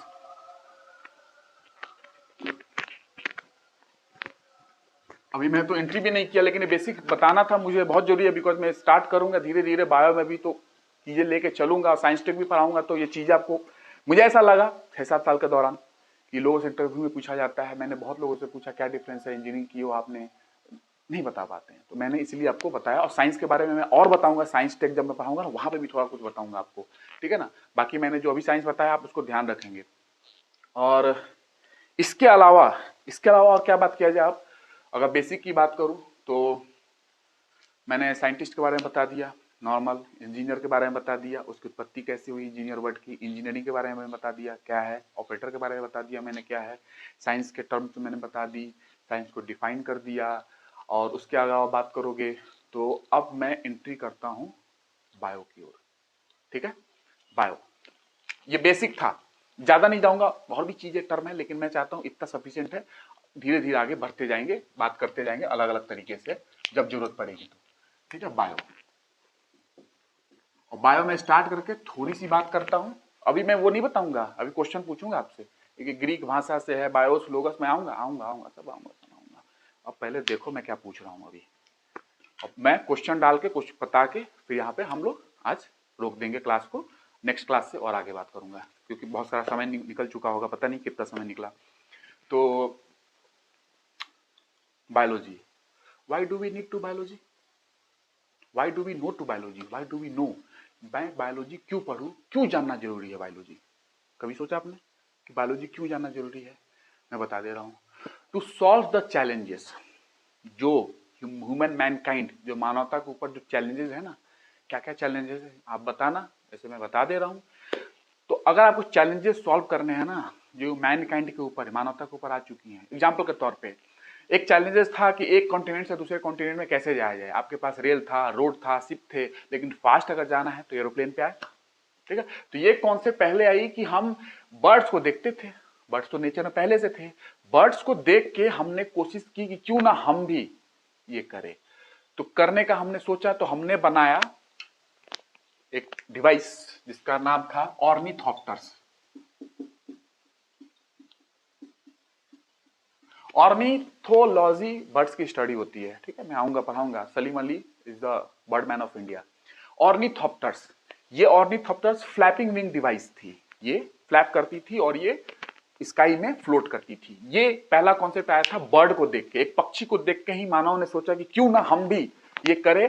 तो वहां से कॉन्सेप्ट आया था ये ऑर्निथॉप्टर्स, जो कि फ्लैपिंग विंग डिवाइस है. आज देखो कहां तक पहुंच गया, एरोप्लेन, रॉकेट, सब कुछ पहुंच गया. स्टार्ट यहां से हुई थी. तो कहीं ना कहीं हम मिमिक करने की कोशिश कर रहे हैं लाइफ को, लिविंग बीइंग को. बर्ड्स को मैंने मिमिक किया, हम लोगों ने मिमिक किया, ऑर्निथॉप्टर्स बनाया उसको देख के. और इससे क्या होगा, हमारी जो प्रॉब्लम है, आज तो ग्रांटेड है, आज चीजें आप एरोप्लेन से एक कंटिनेंट से दूसरे कंटिनेंट, एक देश से दूसरे देश जाते हो, फास्ट में जाते हो, बहुत जल्दी जाते हो. तो एक प्रॉब्लम सॉल्व हुई. तो चैलेंज था एक कंटिनेंट से दूसरे कंटिनेंट में कैसे जाएंगे, सॉल्व हुआ एक. ऐसे बहुत सारे चैलेंज है. वाटर स्कैरसिटी, पानी की कमी, क्या ये सॉल्व हो सकता है? हाँ, आप देखते जाओ बायोलॉजी को, बायोलॉजी को देखो, सिर्फ लाइफ को, वो सारा आंसर दे देगी आपको. ऐसे तरह हर सब्जेक्ट को देखना है. वैसे लाइफ से बहुत कुछ सीखने को मिलता है, आप लाइफ को देखते जाओ. और क्या है, आपको क्या लगता है, रॉकेट साइंस में, रॉकेट साइंस की जो स्टार्ट हुई थी, लाइफ को ही देखती हुई है, जीवन को ही देखती हुई है. प्रोजेक्ट स्क्विड का नाम सुना आप, अमेरिका की प्रोजेक्ट स्क्विड. स्क्विड एक एनिमल है, उसकी प्रोसेस को देखा गया, वो कैसे पानी में कैसे तैरता है, किस तरीके से. और वो ज्यादा मैं नहीं जाऊंगा क्योंकि ये उसका नहीं है ये, बट यहाँ पे आप ये समझ सकते हो कि वहां से रॉकेट की कॉन्सेप्ट आई है, प्रोजेक्ट स्क्विड की. वहां से उस पर वर्क भी चल रही है अमेरिका में. इस पे एक बीटल है, उस पर भी चल रही है, वो भी रॉकेट की तरह ही काम करता है. वो वहां से हम लोग सीखने की कोशिश कर रहे हैं लाइफ से. तो चैलेंजेस हमारी जो है, जो हमको स्पेस में जाना है, कम से कम फ्यूल यूज हो और ज्यादा से ज्यादा दूर जाए. बिकॉज आपको पता है ना, हमारी सबसे बड़ी रिस्ट्रिक्शन क्या है, स्पेस बहुत बड़ा है. तो पहुंचना वहां तक, चाहे चांद हो चाहे मार्स हो, चीजों को पहुंचना, वहां तक पहुंचना ही सबसे बड़ी हमारे लिए डिफिकल्टी है. तो हम लोग लाइफ से मिमिक कर रहे हैं. हम लोगों ने फिर ने जीवन को देखा, वहां से सीखने की कोशिश की, ये चैलेंजेस को डील किया, हमें सॉल्यूशन मिलता जा रहा है. एक सॉल्यूशन. दूसरा मैंने प्रोजेक्ट स्क्विड बताया, जो अमेरिका का है. स्क्विड एक एनिमल होती है, मैं बताऊंगा स्क्विड के बारे में. मैंने बताया अगर स्क्विड, आप प्रोजेक्ट स्क्विड आ जाए अखबार में, आप तो देखते रहोगे क्या है क्या है. स्क्विड में एनिमल किंगडम में बता दूंगा किस फाइलम में आती है, आपको समझ में आ जाएगा. और बाकी इसकी जो प्रोसेस है, कैसे यूज करती है और पानी को रिलीज करती है, और कैसे प्रेशर के थ्रू आगे बढ़ती है, प्रेशर के थ्रू ये रिलीज करके पानी और कैसे आगे बढ़ती है, जस्ट रॉकेट साइंस की तरह काम करता है. और यहीं से सीखा गया है. लाइफ को देखो और सीखो और प्रॉब्लम को सॉल्व करो. जो चैलेंजेस है ना मानवता के ऊपर, उसको सॉल्व करो. तीसरा, हॉस्पिटल की चैलेंज देखो कैसे डील होती है. एक आपको बताऊंगा, वेल मैमल है ना, वेल वेल मैमल है, तो स्तनधारी है मेल. पानी में तैरती है, मछली मत बोल देना, मैमल है वो, स्तनधारी. वेल, वेल डॉल्फिन ही मैमल है, शार्क फिश है. ठीक है, तो वेल को बात करता हूं. वेल एक ऐसी वेल है ना, एक ऐसी वेल है जिसके सरफेस पे बैक्टीरिया न चिपक सकता है न ग्रो कर सकता है. ऐसी वेल है, पता चला. अब बोलोगे इसका क्या कॉन्सेप्ट है. मैं बार बार ये बताने की कोशिश कर रहा हूं क्यों बायोलॉजी जानना जरूरी है. आपको अगर चैलेंजेस, मैं आईएएस के हिसाब से पढ़ा रहा हूं, मैं पहले बोला था कि आपको ऐसा कॉन्सेप्ट चाहिए, ऐसी अंडरस्टैंडिंग चाहिए ताकि आपको इजी हो जाए. ठीक है ना, इसीलिए थोड़ा सा लेवल में मेंटेन किया हुआ हूँ. मुझे उम्मीद है आपको सारी चीजें समझ में आ रही होगी. मैं चलाऊंगा ऐसे ही, बहुत मजा आएगा. आप तो देखना, कूद कूद के आगे बढ़ेंगे आप लोग. ठीक है ना. तो एक ऐसी वेल है जिसके सरफेस पे जीवाणु, बैक्टीरिया ना चिपक पाता है, ना स्टिक कर पाता है, ना उस पर ग्रो कर पाता है. स्टिक ही नहीं कर पाएगा तो ग्रो क्या करेगा. तो इसका यूज क्या कर सकते हैं, क्या आप ऐसी सरफेस बना सकते हैं क्योंकि ये सरफेस की प्रॉपर्टी है, ऐसा कुछ नहीं, कोटिंग नहीं किया गया है, उस वेल की सरफेस की प्रॉपर्टी है, उसके सरफेस की, कि वो बैक्टीरिया ग्रो नहीं करने देता अपने सरफेस पे स्टिक भी नहीं करने देता। तो क्या आप ऐसा सरफेस बना सकते हो कि वो सरफेस बैक्टीरिया को बैठने ना दे? आपने सीखा ना वहां से। तो इससे क्या होगा? हॉस्पिटल्स के प्रॉब्लम, बैक्टीरिया से कितने इन्फेक्शन होते हैं आपको पता होगा। इस सारे इन्फेक्शन का जुगाड़ है कि अगर आप एक ऐसा सरफेस बना लेते हो जिस सरफेस से बैक्टीरिया चिपक नहीं सकता, उस पर ग्रो नहीं कर सकता, वृद्धि नहीं कर सकता है, तो फिर बैक्टीरिया को वृद्धि नहीं करेगा तो इन्फेक्शन नहीं होगा ना। तो आप ऐसा बना लो सरफेस। कहां से सीखे? वेल से सीखे, लाइफ से सीखने को मिल रही है। अपनी एक चैलेंज है, बैक्टीरिया से इतने इन्फेक्शन हो जाते हैं, कितने इन्फेक्शन होते हैं बताऊंगा, एंथ्रेक्स से लेते हुए पूरा। एक चैलेंज डील करो, हॉस्पिटल में चीजें आप ऐसी सरफेस बना लो जिसपे चीजें ग्रो ना करे, बैक्टीरिया इन्फेक्शन का प्रॉब्लम खत्म। तो ये एक बेल से सीखे हम लोग। और क्या बताऊं? और बता दूं? लो, ज्यादा नहीं बताऊंगा, और इसके बाद बायो पढ़ाना भी है, लेकिन ये सब चीजें ऐसा है ना कि मैं आपको बताना चाहता हूं कि क्यों बायो पढ़ना जरूरी है, क्यों बायो जानना जरूरी है। आपसे कोई पूछे, आप बताएंगे कि हमारी चैलेंज तो यही डील कर रही है। लाइफ को देखो, जीवन को देखो, उसे सीखो और इंप्लीमेंट करो अपने लाइफ को आसान करने के लिए, अपने लाइफ की प्रॉब्लम को डील करने के लिए, चीजों को सॉल्व करने के लिए। चौथा नंबर, एक बता रहा हूं, लास्ट, और बता सकता हूं, जरूरत नहीं है, ठीक है ना, धीरे धीरे बता दूंगा, आप बोलोगे तो और बता दूंगा कैसे कैसे इसका यूज करना है, लाइफ कैसे कैसे हम लोग यूज करने की कोशिश कर रहे हैं पूरे विश्व में। चौथा नंबर, एक बीटल है, खटमल, जानते हो बीटल?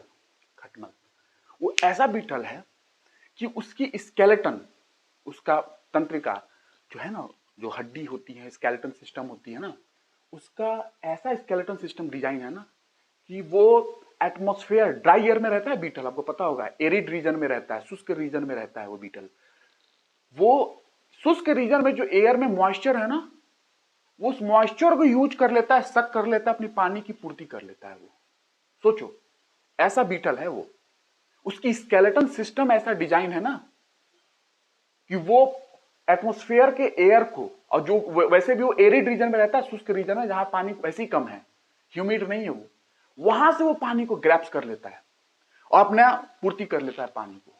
तो आप ऐसा नहीं कर सकते यहां से सोच के कि पानी की स्कैर्सिटी है, पानी की प्रॉब्लम है। यस, जैसे मैंने हॉस्पिटल की प्रॉब्लम बताई, इन्फेक्शन वगैरह चीजें होती हैं, वे से सॉल्व कर लेंगे। उड़ने वाला प्रॉब्लम हमने ऑर्निथॉप्टर्स बर्ड को देख के बना लिया। प्रोजेक्ट स्क्विड से हमने रॉकेट वगैरह का सीख लिया, कैसे रॉकेट को मूव कराना है ना। तो क्या यहाँ से आप ऐसा नहीं सीख सकते हो कि पानी की स्कैर्सिटी है? ये तो मानते हो ना, पूरी पॉल्यूशन फैल के बैठा हुआ है, पूरा पूरा पढ़ाऊंगा एनवायरमेंट इकोलॉजी में पॉल्यूशन।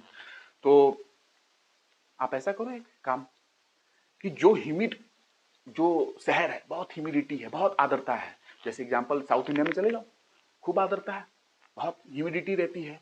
क्या आप ऐसा डिवाइस नहीं बना सकते हो कि वहां की एयर की ह्यूमिडिटी को एब्जॉर्ब कर ले और अपनी पानी की पूर्ति हो जाए, कुछ पानी अपने को मिल जाए, ताकि पानी स्कैर्सिटी डील कर सकते हैं? यस, हो सकता है। आपको लग रहा होगा कॉन्सेप्ट है क्या ये सिर्फ? यस, एप्लीकेशन भी हो रही है, ये कंपनीज काम कर रही है इस पे, इन चीजों पे, इसको एब्जॉर्ब किया जाए जहां ह्यूमिडिटी ज्यादा है, जिस शहर में, उसकी ह्यूमिडिटी को एब्जॉर्ब करके और उस पानी का यूज किया जाए अपने लिए। इस पे वर्क चल रही है, कंपनीज काम कर रही है इस पे, ध्यान रखिएगा। तो ये मैंने चौथा बताया। चौथा क्या है? ये बीटल के बारे में।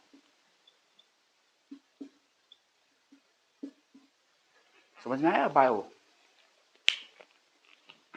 अब लिखो आप मेंस के आंसर, कभी जरूरत पड़े तो। ये कॉन्सेप्ट है कैसे, तो मैंने एक बताया, why do we know biology, हमें बायोलॉजी क्यों जानना जरूरी है।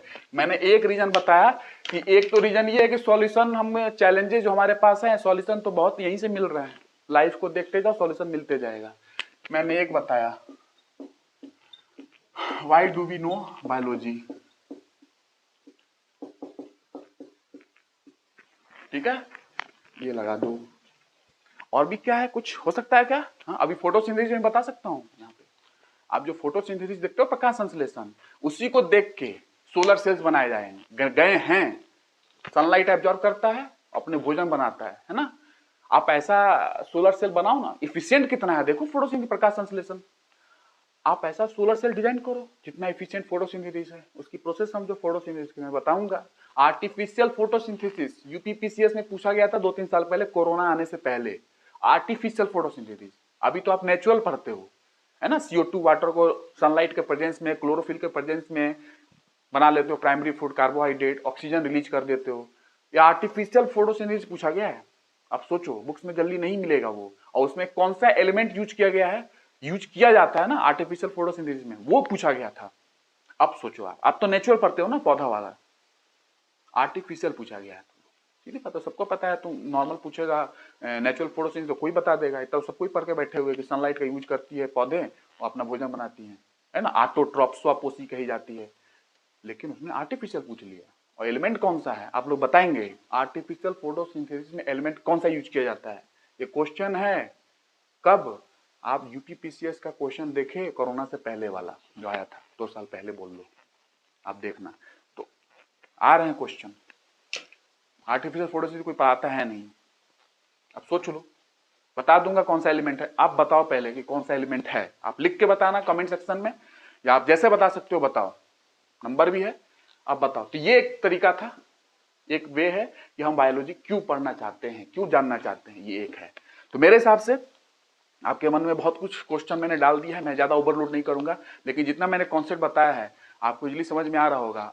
मैं बायो स्टार्ट करूंगा, जो आप कहानी पढ़ते हो, Greek word BIOS, लोगस, study of life, अरस्तु, थियोफ्रेस्टस, लेमार्क, ट्रिवेनस, सब बताऊंगा। ये यूपीएससी डिमांड है आपकी, ये डेवलप करने के लिए पीएससी की डिमांड है, या इनफैक्ट नीट वालों को भी डिमांड है, ये समझे, क्योंकि उनको तो और बनना है डॉक्टर्स वगैरह, तो ऐसे समझना जरूरी है। मैं और 2 रीजन बताऊंगा कि क्यों जानना जरूरी है बायो, क्योंकि बायोलॉजी इज अस, हम खुद बायो है, तो फर्ज बनता है जानना, एक रीजन ही है। और भी बहुत सारे रीजन है, 2-3 रीजन और बता दूंगा मैं, ठीक है। और बायोलॉजी इज अस, अगर हम खुद बायोलॉजी हैं तो जान के क्या कर लेंगे, ऐसा नहीं करना है, क्योंकि कुछ चीज जानते हैं ना हम लोग, जैसे मेंडल थे ना, मेंडल, उन्होंने जेनेटिक्स की थ्योरी बताई, ठीक है, उस समय किसी को नहीं पता था ये पौधा वौधा, मटर का पौधा पढ़ेंगे क्या होगा, ये जेनेटिक्स पढ़ के, ये वंशा, ये चीजें, कैरेक्टर का ट्रांसफर होना, लक्षण का, बाद में बोला गया कि रखे रहो नॉलेज, हो सकता है फ्यूचर में काम आए। तो पता है क्या, आज जेनेटिक डिसऑर्डर्स को मेंडल के मेंडेलियन जेनेटिक डिसऑर्डर पे जाना जाता है, और बहुत सारे जेनेटिक डिसऑर्डर्स ठीक किए जाते हैं। वो नॉलेज जो पता नहीं था कि जेनेटिक्स के डिसऑर्डर, जो जेनेटिक डिजीज होती है ना, उसको भी ठीक करने में काम आएगा, उसको समझने में काम आएगा, इसीलिए बायोलॉजी अस समझने की कोशिश की जाती है, हो सकता है फ्यूचर में काम आ जाए, ये भी एक रीजन है। इलेक्ट्रिसिटी, आप क्या समझ रहे हो, इलेक्ट्रिसिटी जब खोजी गई थी ना, तो क्या होगा इलेक्ट्रिसिटी का यार, ये क्या करेंगे, लोगों ने बोला कि रखे रहो, ऐसी कॉमोडिटी है ये, हो सकता है फ्यूचर में काम आए। आज तो इलेक्ट्रिसिटी के बिना रह भी नहीं सकते हैं, बिजली के बिना रह लोगे नहीं, जब बना था ना, जब खोजा गया था ना, तो उस समय यही सोचा गया था कि इसका क्या यूज होगा, आज देख लो। तो कुछ चीजें ऐसी भी होती हैं जिनको पढ़ लो, आगे यूज होना है उसका, ये कोई नहीं जानता है, तो इसीलिए बायोलॉजी अस जान के देखो। उसी तरीके से और भी चीजें हैं, इतनी बीमारियां, ओबीसीडी, ओबीसीटी मोटापा, अभी तक उसके बारे में कुछ पता नहीं है ज्यादा अभी तक, तो कैसे पता चलेगा, कोशिका, कोशिका के अंदर चीजों को जानना बहुत जरूरी है, उसके मेटाबॉलिज्म कोशिका में कैसे हो रही है, उसकी प्रोसेसेस कैसा, प्रक्रिया कैसा हो रहा है, तब जाकर कहीं ओबीसीटी के बारे में जानकारी आ पाएगी। तो ये भी एक कारण है, जानना जरूरी है, बीमारी को ठीक करना है तो बहुत सारे रीजन है। तो उसमें से मैंने एक बताया, इससे अपनी प्रॉब्लम सॉल्व हो रही है, समाज की प्रॉब्लम सॉल्व हो रही है, मानवता की प्रॉब्लम सॉल्व हो रही है। तो मैं आज इसी पे रुक देता हूं, मैंने बहुत कुछ बताया है, और कॉन्सेप्ट आप समझने की कोशिश करें, इसको रिवाइज करना, क्योंकि बुक्स में नहीं मिलेंगे जल्दी, समझ सकते हो आप, जो लोग आप पढ़े होगे ना बायो वगैरह, तो ये पढ़ने के बाद आपके एग्जाम ऐसे ऐसे चलते जाओगे ना, अभी चिंता ना करो, साइंस टेक में जब आऊंगा ना, 4G 3G 4G 5G जो पढ़ते हो ना, CDMA FDMA TDMA, बहुत अच्छे से कंप्यूटर के सारी जनरेशन वगैरह, उसके अंदर जो डोमेन सिस्टम आती है, डोमेन सिस्टम क्या है, डब्ल्यू क्या है, वेब 1.0 क्या है, वेब 2.0 क्या है, HTML क्या है, HTTP क्या है, सब उधर बताऊंगा। और आप ऐसे समझोगे ना, मैं खुद कंप्यूटर साइंस पढ़ाने वाला भी हूँ इंजीनियरिंग के लिए, I am an mechanical engineer, but पढ़ाऊंगा, मैंने पहले बता दिया है यहाँ पे, पता नहीं 50 60 70 सब्जेक्ट कितने कवर कर लूँ, टाइम के ऊपर है, आप लोग सपोर्ट करते जाए। कारण क्या है कवर करने का, बिकॉज देश के लिए कुछ करना चाहता हूँ, दिल से, दिल से, ठीक है, कुछ करना चाहता हूँ, आपकी चीज़ों को आसान बनाना चाहता हूँ, आपको आसान हो जाए और देश में इनोवेशन आए, इनोवेशन बहुत जरूरी है, तो इसीलिए मैं वो पोर्शन पढ़ाना चाहता हूँ। क्योंकि इनोवेशन कैसे आएगा पता है, ग्लोबल इनोवेशन इंडेक्स में अगर भारत को लाना है ना, कुछ रैंक पे 1 2 3 4 5 ऐसा कुछ, तो इमेजिनेशन बहुत जरूरी है, बच्चों के अंदर इमेजिनेशन करेंगे थिंकिंग आएगी, सोचना स्टार्ट करेंगे। मैंने पहले बताया सोचना स्टार्ट करो, स्किल डेवलप करना। इमेजिनेशन से थिंकिंग आती है, और थिंकिंग से क्या आती होगी? नॉलेज। और नॉलेज जब आएगी तो धीरे धीरे आप इनोवेशन की ओर बढ़ जाओगे। उसी तरीके से मैं स्टूडेंट्स को बोलता हूं कि doubt is often better than over confidence. Over confidence से अच्छा तो डाउट है। डाउट होगा तो इंक्वायरी वगैरह करोगे, कुछ जांच पड़ताल करोगे, कुछ पता करने की कोशिश करोगे कि क्या डाउट है, उसका आंसर क्या होगा, और इसी के दौरान तो इन्वेंशन हो जाती है। तो doubt is often better than over confidence. Over confidence comes from very less knowledge. बहुत कम नॉलेज होती है ना, तो ओवर कॉन्फिडेंस में पीपल चला जाता है। Confidence comes from knowledge. जब नॉलेज होती है तो कॉन्फिडेंस आता है। ओवर कॉन्फिडेंस कब आएगी? ओवर कॉन्फिडेंस, नॉलेज कम है तो ओवर कॉन्फिडेंस हो गया, हाँ मुझे आता है सब कुछ ऐसा वैसा, ठीक है। तो इसीलिए चीजों को ध्यान रखेंगे। मैं आगे से भी यहाँ से स्टार्ट करूंगा और धीरे धीरे पहुंचूंगा जहां से बायो की स्टार्ट होती है, life, science of life, BIOS लोगस, Greek word से, वहां से स्टार्ट करूंगा। तो आज के लिए मैं इतना ही रखता हूं, और मुझे पूरा भरोसा है आपको समझ में आ रहा होगा। और आप लोग बताएं कैसा समझ में आया, कैसा आया, और क्या कर सकते हैं आपके लिए, आप बताएं, सजेस्ट करें। और बेटर चाहते हैं? मुझे नहीं लगता क्योंकि मैंने देखा है बहुत सारे जगहों पे जो पढ़ाया जाता है, मैं खुद जानता हूं, और मेरे से स्टूडेंट बहुत पढ़ रहे हैं, चाहे दिल्ली के हो चाहे कहीं के हो, मुझसे बहुत लोग पढ़े हुए हैं। ज्योग्राफी हो, साइंस टेक हो, मैंने बहुत कॉन्सेप्ट क्लियर किया है लोगों का, जो बड़े बड़े जगहों से पढ़ के आते हैं, बट वो मैटर नहीं करती है मेरे लिए। मैंने लोगों के लिए बहुत कुछ किया है, कॉन्सेप्ट बहुत कुछ क्लियर किया है लोगों के लिए। आप टेंशन ना ले, अब तो मैं पूरा ही पढ़ा रहा हूँ। मैं अभी तक आया नहीं था ऑनलाइन प्लेटफॉर्म पे, अब मैं आया हूँ, बिकॉज यही कारण है कि देश के लिए कुछ करूं, और देश में जो 9th-10th के बच्चे हैं, जो इनको जाना है, मैं उनके लिए भी कुछ अलग से करना चाहता हूं, और वो आगे करूंगा। अभी मैंने यूपीएससी का स्टार्ट किया, और आज आपने देखा कि मैंने क्या क्या कवर किया। अब आगे ऐसी जर्नी चलती जाएगी, मजे में चलती जाएगी, आप इंजॉय करते जाओ। सोओगे तो लगेगा ना कि कुछ सीख के सोए हैं, और क्वेश्चन तो ऐसे ही सॉल्व होंगे, आने तो दो, सारे क्वेश्चन सॉल्व कराते जाऊंगा। एग्जाम्स के पहले थ्योरी पढ़ते जाओ, क्वेश्चन धीरे धीरे कवर होते जाएंगी। देखते जाना फिर कैसे आपकी जर्नी तैयारी होती है, और कैसी बेहतरीन तैयारी होती है। रैंक अपने आप आएगा, आप पढ़ते जाओ, ठीक है। और टेंशन, मैंने पहले बोला था, टेंशन लेने की जरूरत नहीं है, बस पढ़ा रहा हूं, मेहनत करो, रिवाइज करो, समझ गए? उसको देखना है क्या उन्होंने बताया था, क्या टर्म है, ठीक है। हिंदी में ऑर्निथोप्टर्स मैंने बताया था, ऑर्निथोलॉजी बर्ड से रिलेटेड है, पक्षी का, पक्षियों से है। ऑर्निथोप्टर्स इंग्लिश मीनिंग है। प्रोजेक्ट स्क्विड, स्क्विड एक एनिमल का नाम है जो पानी में रहती है। इससे हमने रॉकेट के बारे में कुछ जानकारी ली, इससे सीखने की कोशिश की कि हम रॉकेट में इंप्लीमेंट कर ले। वेल के बारे में, मछली नहीं है वेल, स्तनधारी है, ठीक है ना, मैमल है, पता ही होगा। हिंदी बीटल खटमल मैंने बता दिया था, ठीक है। आप समझ में आ रहा होगा, आप लिख भी सकते हो, ठीक है ना। Why do we know biology, हम क्यों बायोलॉजी समझे, क्यों बायोलॉजी जाने, क्या जानना जरूरी है, क्यों जानना जरूरी है। हिंदी क्लियर, कोई दिक्कत नहीं है, ठीक है। मुझे पूरा विश्वास है, मैंने इंग्लिश लिखा है लेकिन आपको हिंदी क्लियर हो रही होगी, क्योंकि मैंने बताया आपको, ठीक है। तो इसी के साथ आज का लेक्चर यहीं पे फिनिश करते हैं, और thank you for your attention.